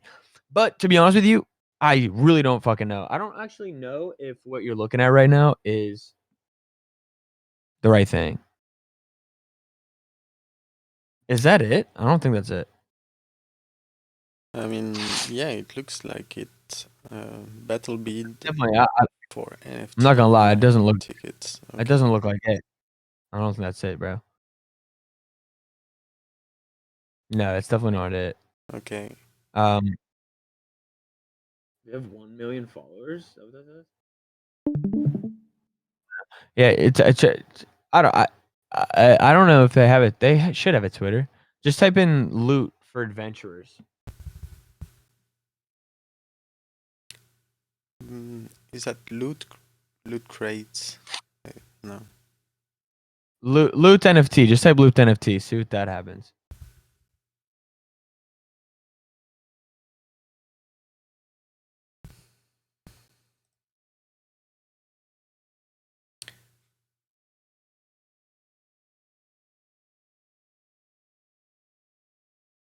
Yeah, Spark Twain said it. That's definitely not it. That looks like Pornhub.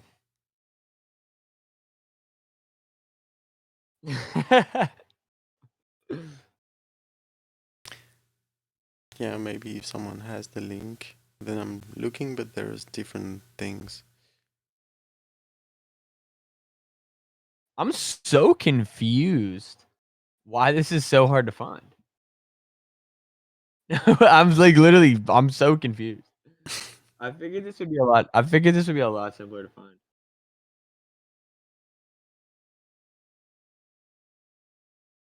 I really don't know. I mean, their Twitter's somewhere in there. I just don't know where the fuck they're hiding.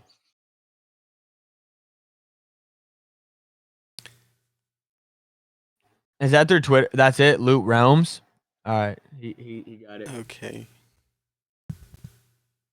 I just wanna show you at this point because we went this far. Wait, that's not it. He's saying oh wait, and he's saying oh wait. That might not be it now. Let me just look it up. Christ.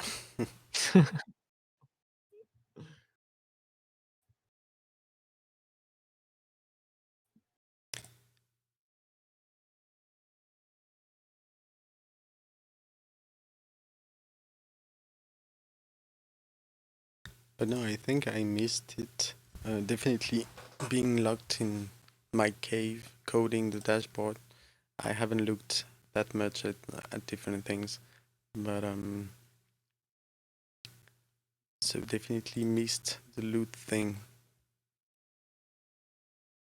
Well, yeah, it's a very interesting thing. It basically took the world by fucking storm, and everybody started to have a panic attack. Like, oh my god, this is it. This is such a new idea, and it's like, I love it. I think I think it is a paradigm shift. But like, I just don't understand how quickly people like what I recognize from the loot thing from people in the community is that I feel like the reaction of it is that it's so powerful. Like it was such a moving thing to see happen that it makes me think it's like, well, this isn't it either. And because and I'm just saying that because the last time everybody said that, and it's like, wait a minute, okay, I'm seeing a trend here now where it's like people are gonna just follow the trends for a little while until it really, really clicks. And so I think this loot concept right now, which is going to be bottom up NFTs, which is like, or yeah, so it's like you get the bottom and then you create, like Yeah. you create with this NFT. That's what's gonna happen. I mean, imagine a loot for music, right? This Yeah. is so simple. You create 10,000 and you generate multiple instruments and different sounds within all of them, and you fucking print those as JPEGs, and then you say, "Go ahead, go buy these." And then these will be all in a massive these will all turn into albums as they get created. And you can trade them and you can mint your own album as they get created. Boom. Now you have a loot for music.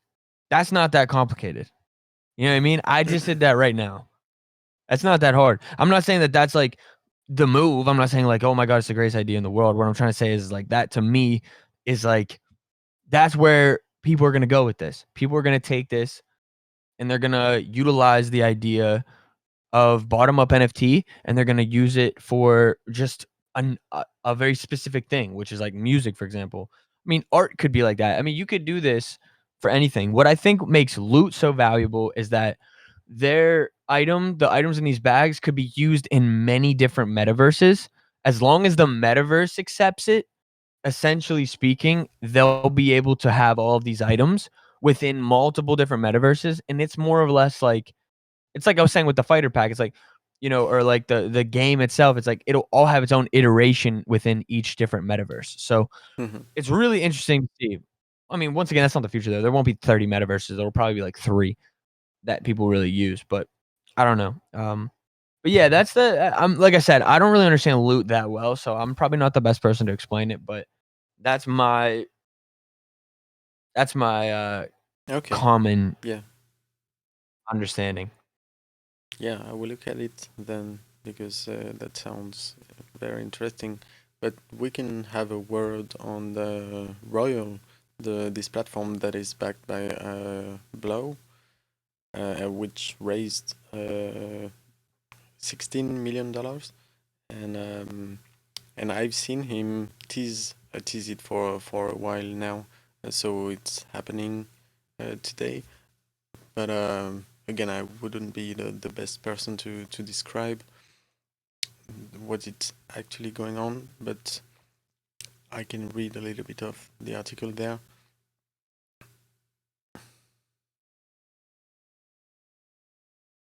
So I think Hell yeah. it's not really released yet. Yeah, so for I feel like this is gonna be a very small step in the sense of I think that he realized by trying to do this how legally vague it is. I think that's the biggest problem with this situation right now is that Yeah, so legally speaking, so it's about it's he's completely in the dark and he doesn't really know. So he's gonna make small steps at a time, and I think that we'll see where it goes. I mean, I like the idea. I don't really understand it yet. I applied and I did I filled it out and whatever. But I don't know exactly what it's going to So it's do about exactly. fractional music ownership through the use of NFTs. So yeah, like you said, this is not something common in the world, and definitely an experiment, a very exciting one. But I know many blockchain platforms already started to work on fractional music as well, because there's no reason it can't be applied to this. And I think Blow understand this process very well, to the point that they started to imagine this new platform. And but like you say, yeah, there might be a lot of concerns to figure before actually launching it, and because that's first a new world for music, but then yeah, on the legal term, there might be a lot of questions to be answered, really. Um, but yeah, it sounds definitely exciting that they raised up some funds, because it means that it's already at a step where it's kind of mature already on all these issues. What they're needing for it to be able to concretize it actually is money or development for these specific legal issues to be implemented straight into the platform design and structure, and which takes a lot of time and resources. But yeah, fractional ownership of music is really exciting, and it again comes back to this idea of trading music like you would bet on sports right now, where people get absolutely crazy over getting into the trends and actually creating the trends themselves. Um then to be influenced by other exterior factors, but still a little bit more free than what the music industry actually is for artists today that aren't into the Web3 train. Yeah, no doubt. I agree. I think that fractionalized ownership of music is something I think is gonna be standard for sure. Like like giving out like 5% to the community. Like instead of a label, people will give their fucking percentage to their community. Makes perfect sense. Like, why Hmm. wouldn't you? Yeah. People will because your community will do more for you than your fucking label will. Your label is supposed to get you a community or whatever. I don't even know what labels are supposed to do other than just get you fake fucking streams. I mean, at the end of the day, like labels are just fucking it's business, bro. At the end of the day, like if you got good music and you want to do your thing, like I think long term, if you have a long term plan, I don't really think that I think in this day and age, you could probably figure out a way to monetize it in a healthy way. As long as you're making, with past the threshold of music, like, you know what I mean? Which I think happens after fucking like at least three. I mean, like 3 years, 15 to 18, you're able to do it now. You start at 12 and now you're ready to 15. I don't know. You don't even need 3 years. Maybe you need 6 months. Maybe you need 2 months. You know what But feels yeah, I good? think fractional. Yeah, what feels good with the Web3, is the thing that this vision where you basically are able to get out of this big uh, Titanic-like boat and actually have your own little, very little boat, but that you can build over time and get into a yacht, but and actually look at the big Titanic, um, take its way, whatever it is, but actually. Um, I'm looking for the right word that I have in French, but I don't know in English. Um, Say it in French. they Say it to in French. yeah to desolidarize from this industry. So today I'm able to look at the industry, whatever it does, I don't feel concerned. I'm not um, susceptible of their ripple effects on me, and I just have fun doing my own, being on my own little boat, looking at this mess, but actually not having to engage with it anymore. And I can have fun, you know, circling around the Titanic itself just for fun and to you drive them crazy. But actually, I'm able with this whole new framework to just don't care. Just I don't look at the industry the same way ever, and the more they do, the more I feel comfortable with my choices of being on my own little boat. But I still feel bad for a lot of artists that doesn't see that you are able to take the security boat and ride yourself.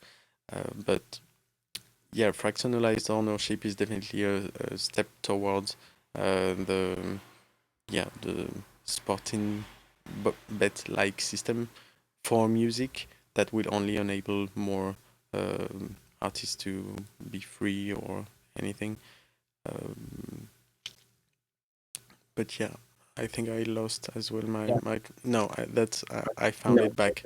But what's interesting is that even thinking of fractionalized ownership for music tells a lot about what music is going to become within the Web3 ecosystem.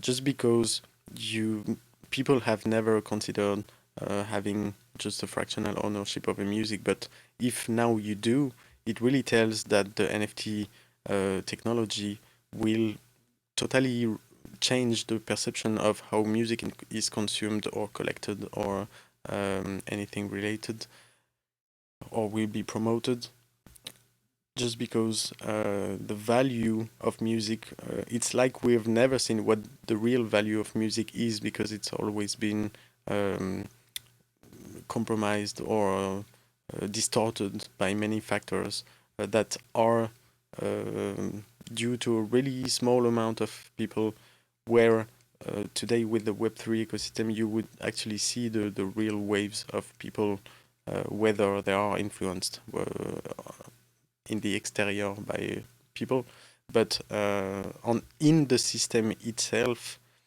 uh, seeing fractionalized ownership on music only tells you what the value of music is going to become, and maybe it becomes what it truly was meant to become. By this, I mean something that is um, bringing back the true value of music in a more transparent and fair way, pretty much.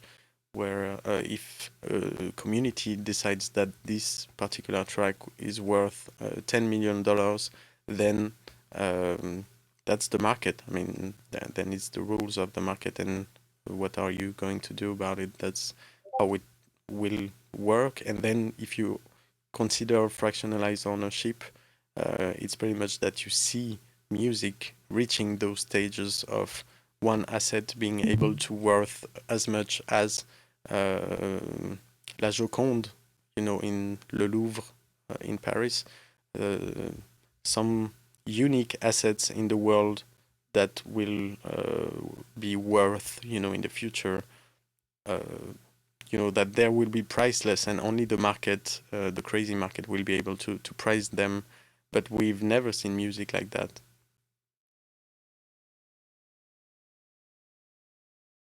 No doubt. Yeah, yeah. I think what's gonna end up happening with him in this company, just talking about Royal, is I think that what will end up happening is it will have a hint of success and a bigger, more established Yeah. situation will Mhm. occur. Will essentially destroy them. I mean, Yeah. I hate to be completely pessimistic, but like that's what's if they're at all fucking smart, that's what they would do. That's what they're doing right now. I know we say Mm. this all the time. I hate to just continually be the pessimist of the group, but like we got to be prepared for that because that's gonna happen. Like I love the idea, but unless he partners with like unless you partner with the industry, how are you gonna get the masses to come to you? Unless you make your thing so valuable that everybody goes to you first. But right now, it's just not obtainable, and I'm sure that there's laws that are gonna prohibit that from happening. I'm sure that it's not even illegal if you and I did it, but the problem is we're not gonna be making multi-million dollars, on an album off off, and they're gonna do that with multiple artists, and that would turn some heads, and that would be like, "All right, look, they're making a lot of money, and they're changing the way that people do things. We don't like that, so we're gonna come in and either one, regulate it, or two, gonna just create our own thing." Or, dude, I mean, not to mention they could just buy them out. That'd be likely. But But and Spotify could easily adapt. They have to be thinking of this. hmm. But I think I find a good way to explain the use of fractional ownership for music in the future. Um, Imagine this situation. Um, Michael Jackson comes back alive out of nowhere, and he Love creates it. one track that he makes a one-on-one NFT that is free from the Okay. industry. Okay. What the price of this asset becomes, and then does it worth having a fractionalized ownership of this one-on-one? Wait. Sorry. What was the final question? What's the price of having, what's the interest of having fractionalized ownership of this particular asset? What's the benefit of having fractionalized ownership for me or the consumer? For anyone, I'm just saying that this asset would worth a lot for the market, and that so fractionalized ownership for this one, because it's a unique, only one person can supposedly have it. But if there's a fractionalized ownership available on this particular asset, uh, that's the type of situation where introducing fractionalized ownership for music would make sense, would drive everyone crazy, and it will work even if it's a one-on-one NFT. Then it makes sense to buy a little piece of these particular assets because it's unique, and who knows, Michael Jackson gets shot the next day, and then it's really unique. And do you see what I mean? That's how I Um, look at fractionalized music and its potential interest in the future. I mean, yeah, like I would definitely would have owed the stock of an artist that I mean, dude, I know this sounds bad, but like stocks of artists would probably go up if they were about to die. Yeah, it depends on Because the quality. what happens to a music artist when they die? They Depends on get the mad quality. Yeah, plays. yeah. But yeah, if the quality and the transcendence is there, definitely I agree. I don't know. I mean, that's a tricky one now. So I'm saying, dude, this is so complicated. We're just fucking bystanders waiting for someone else to figure it out. This is shit that there's just legal problems. Like we figured it out, but like we discovered something that was not meant to be discovered in a way, in a sense that like everything we're doing is like illegal in some respects. They're gonna find a way to make everything that's being done right now illegal. Like or they're just going to regulate it. Like you can't do this at this price. Like this is the max here. This is how you have to do this. Like you have to trade with this currency only and this currency and blah blah blah blah blah blah blah blah blah. Like I see that as being the potential.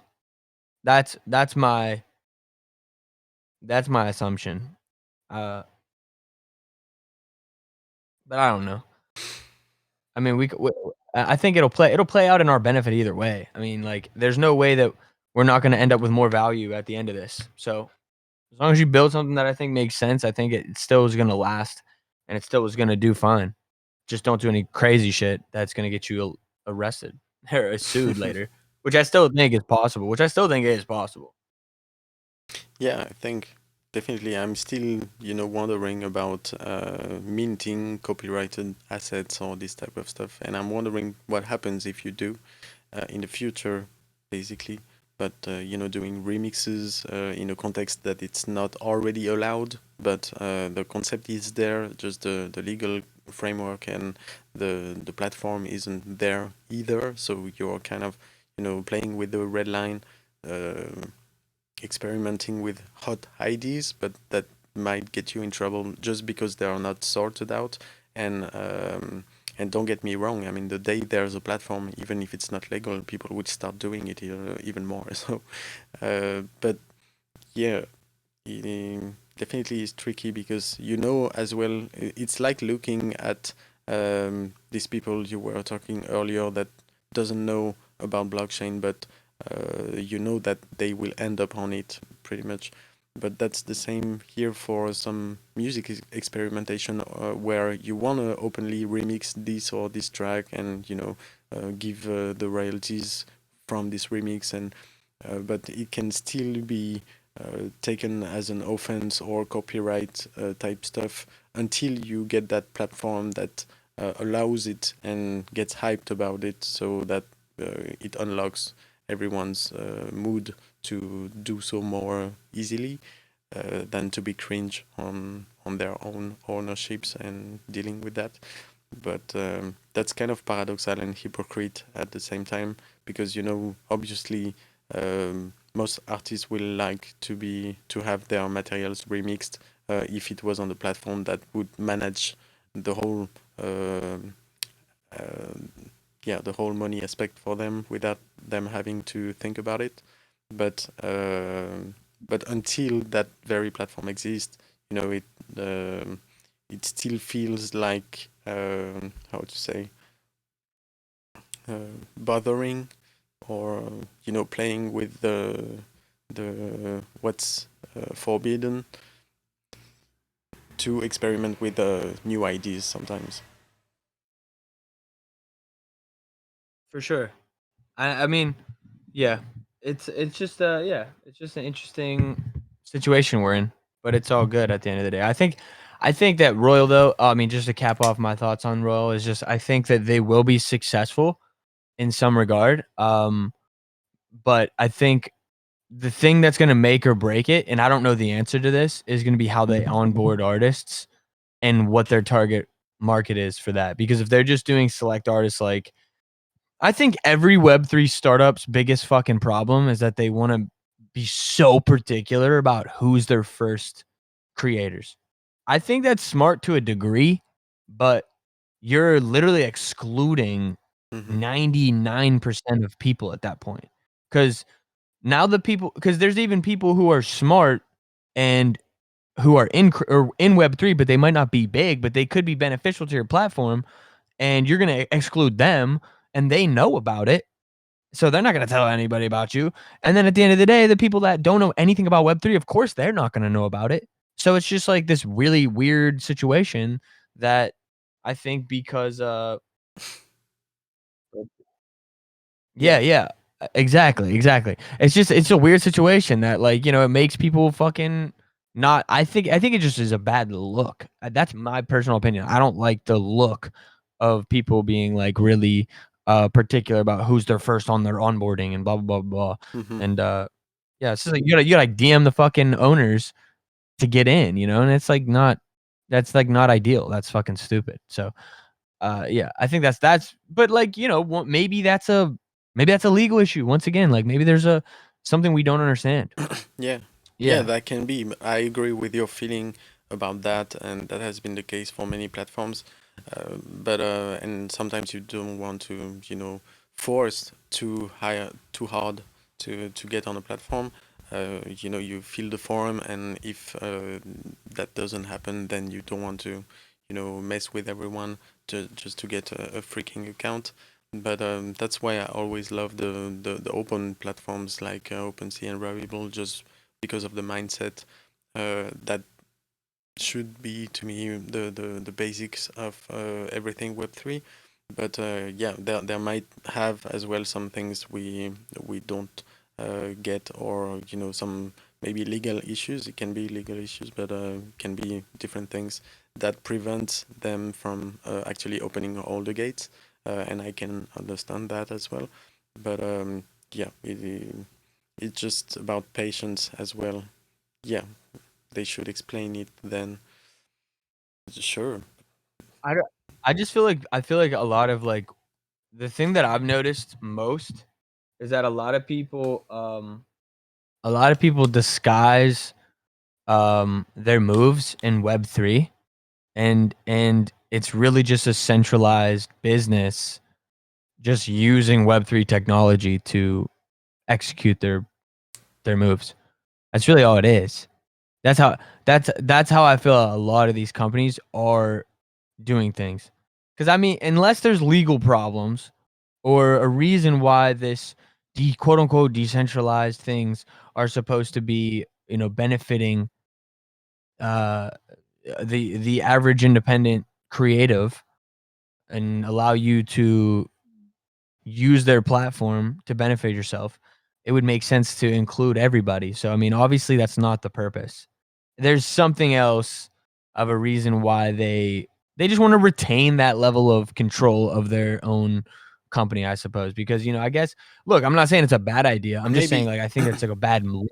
maybe I think it's it's just like I think it's like an insecure look. You know what I mean? It's mm, like a little of a. It makes me like think that you're insecure of your business for a reason I can't understand.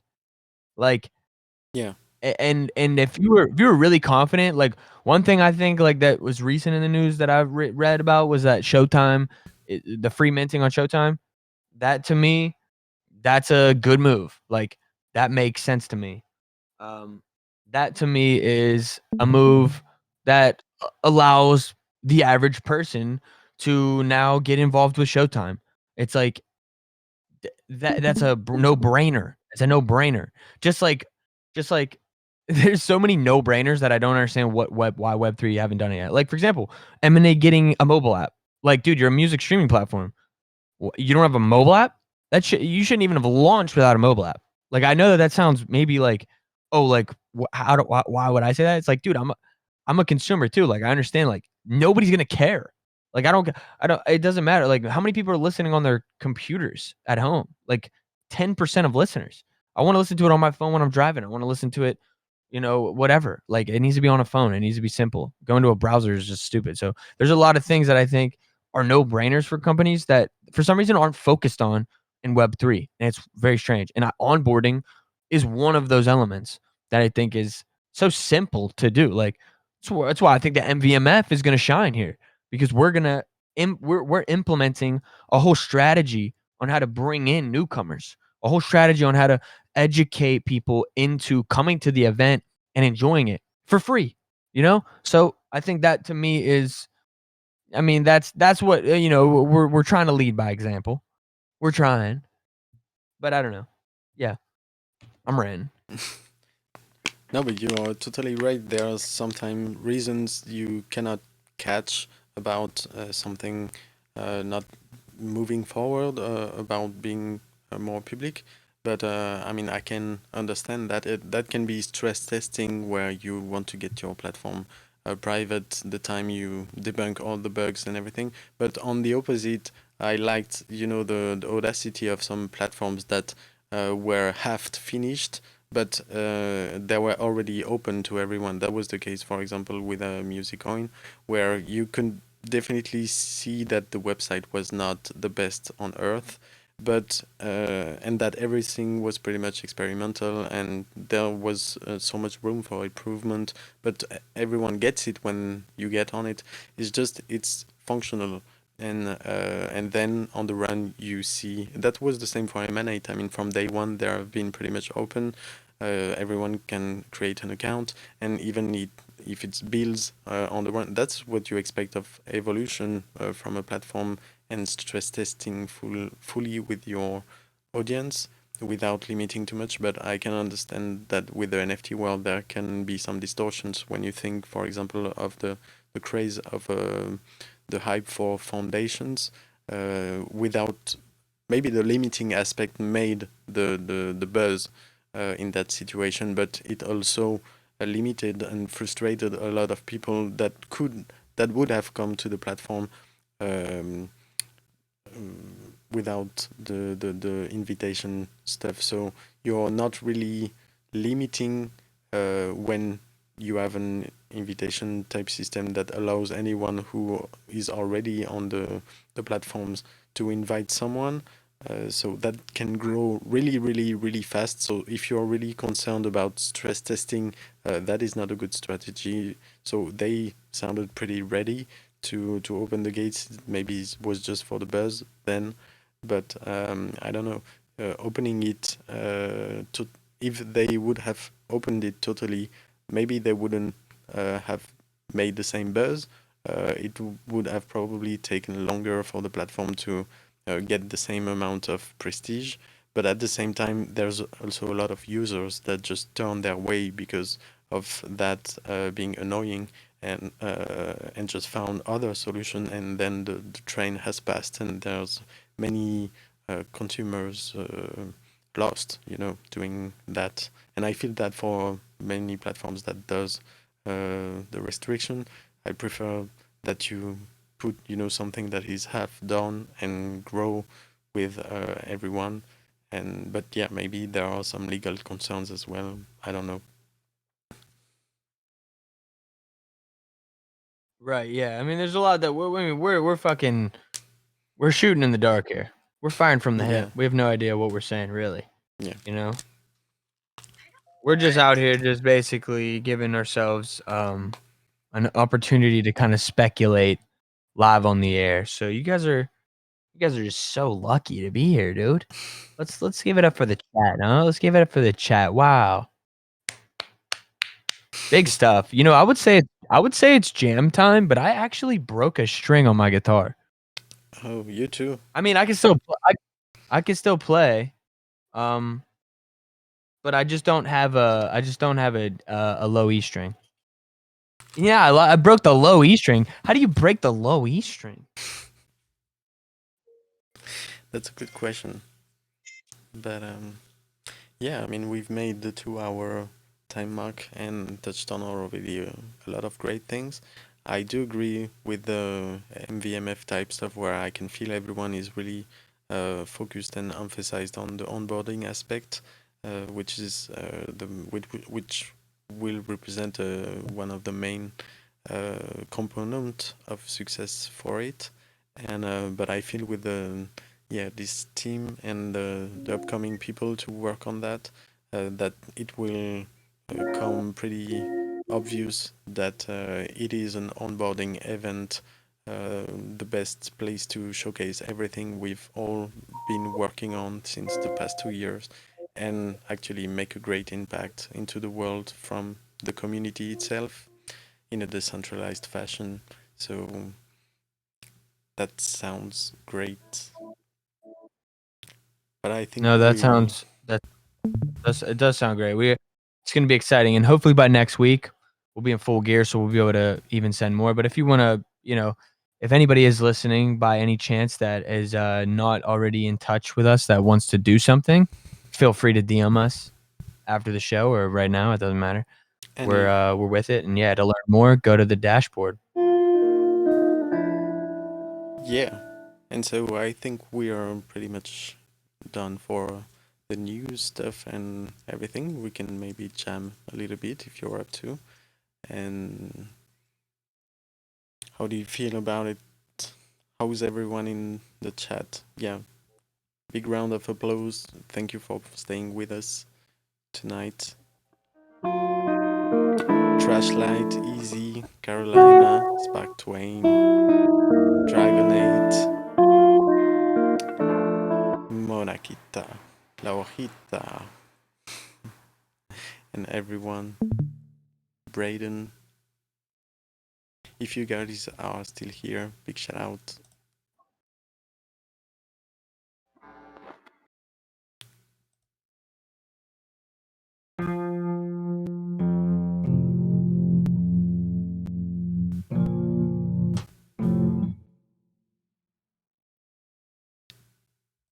And so maybe this is jam time over the MightyMai show tonight.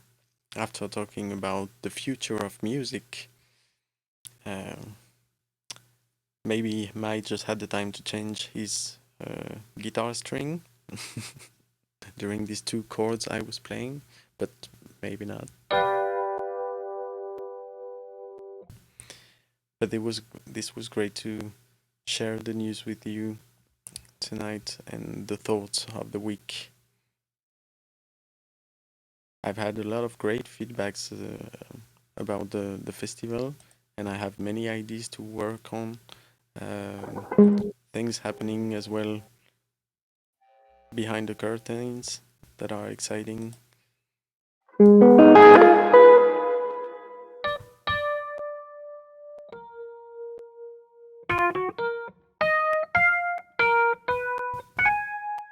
No, we cannot hear you talking.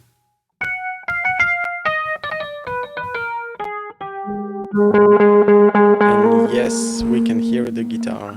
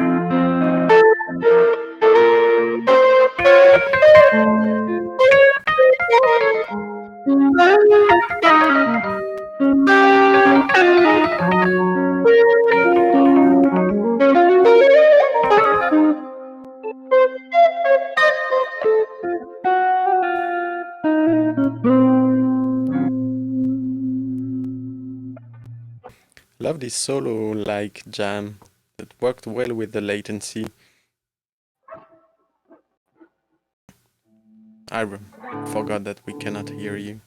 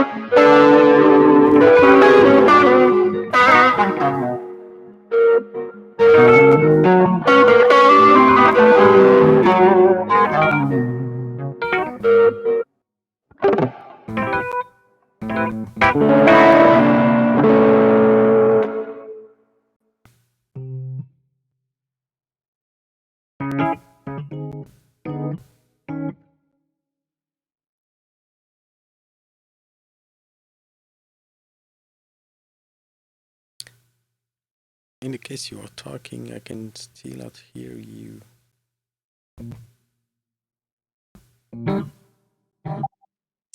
Yo. You're back. Yeah, I had to just switch real quick. I don't know why you can't hear me. It's so strange. I have like I mean it's the same setup as I always have. I just don't understand why we're unable to hear each other, but it's all good. Hey, does anybody know any video game developers like that are really good? That are really good?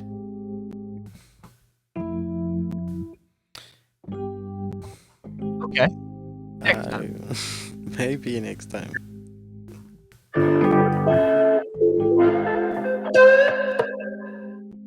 I mean, can you hear that? Yeah, pretty good. Is it better or worse than the other way? No, maybe it's a little bit better. Better? Yeah, because of the compression and everything, it turns out a little bit more high or piercing in your Okay. mic. There's definitely less lows, but it sounds good.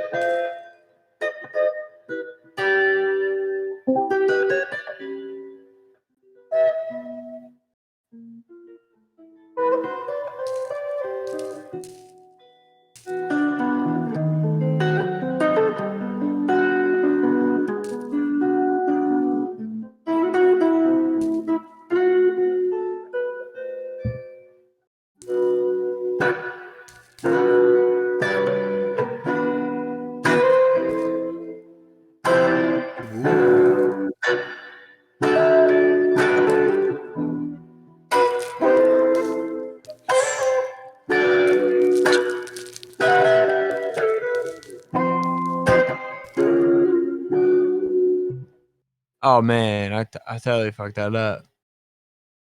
Go Now it's ahead, go ahead. obvious I It was fucked it good. up. Now it's obvious I fucked up because I fucking stopped. You never stop. I learned that a long time ago, but I Mhm. was really grieving on that. Yeah. I was mad at myself, honestly. But why did you stop?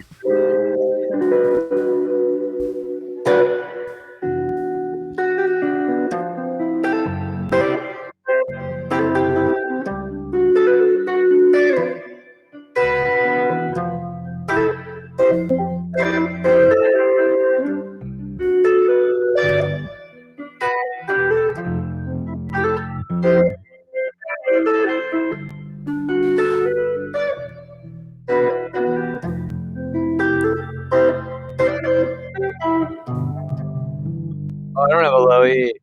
Fuck.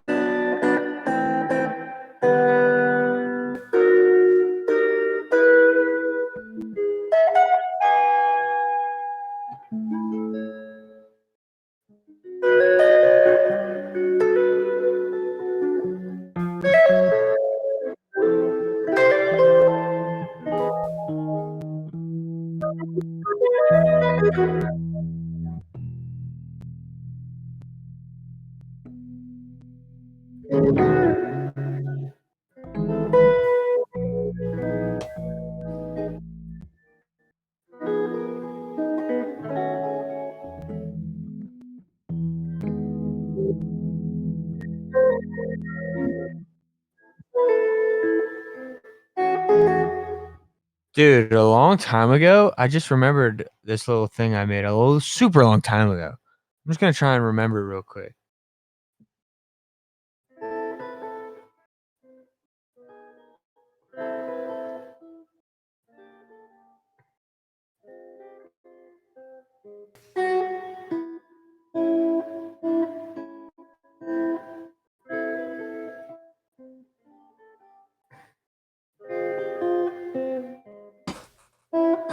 How does it go? It like ends something like over here. I don't even know.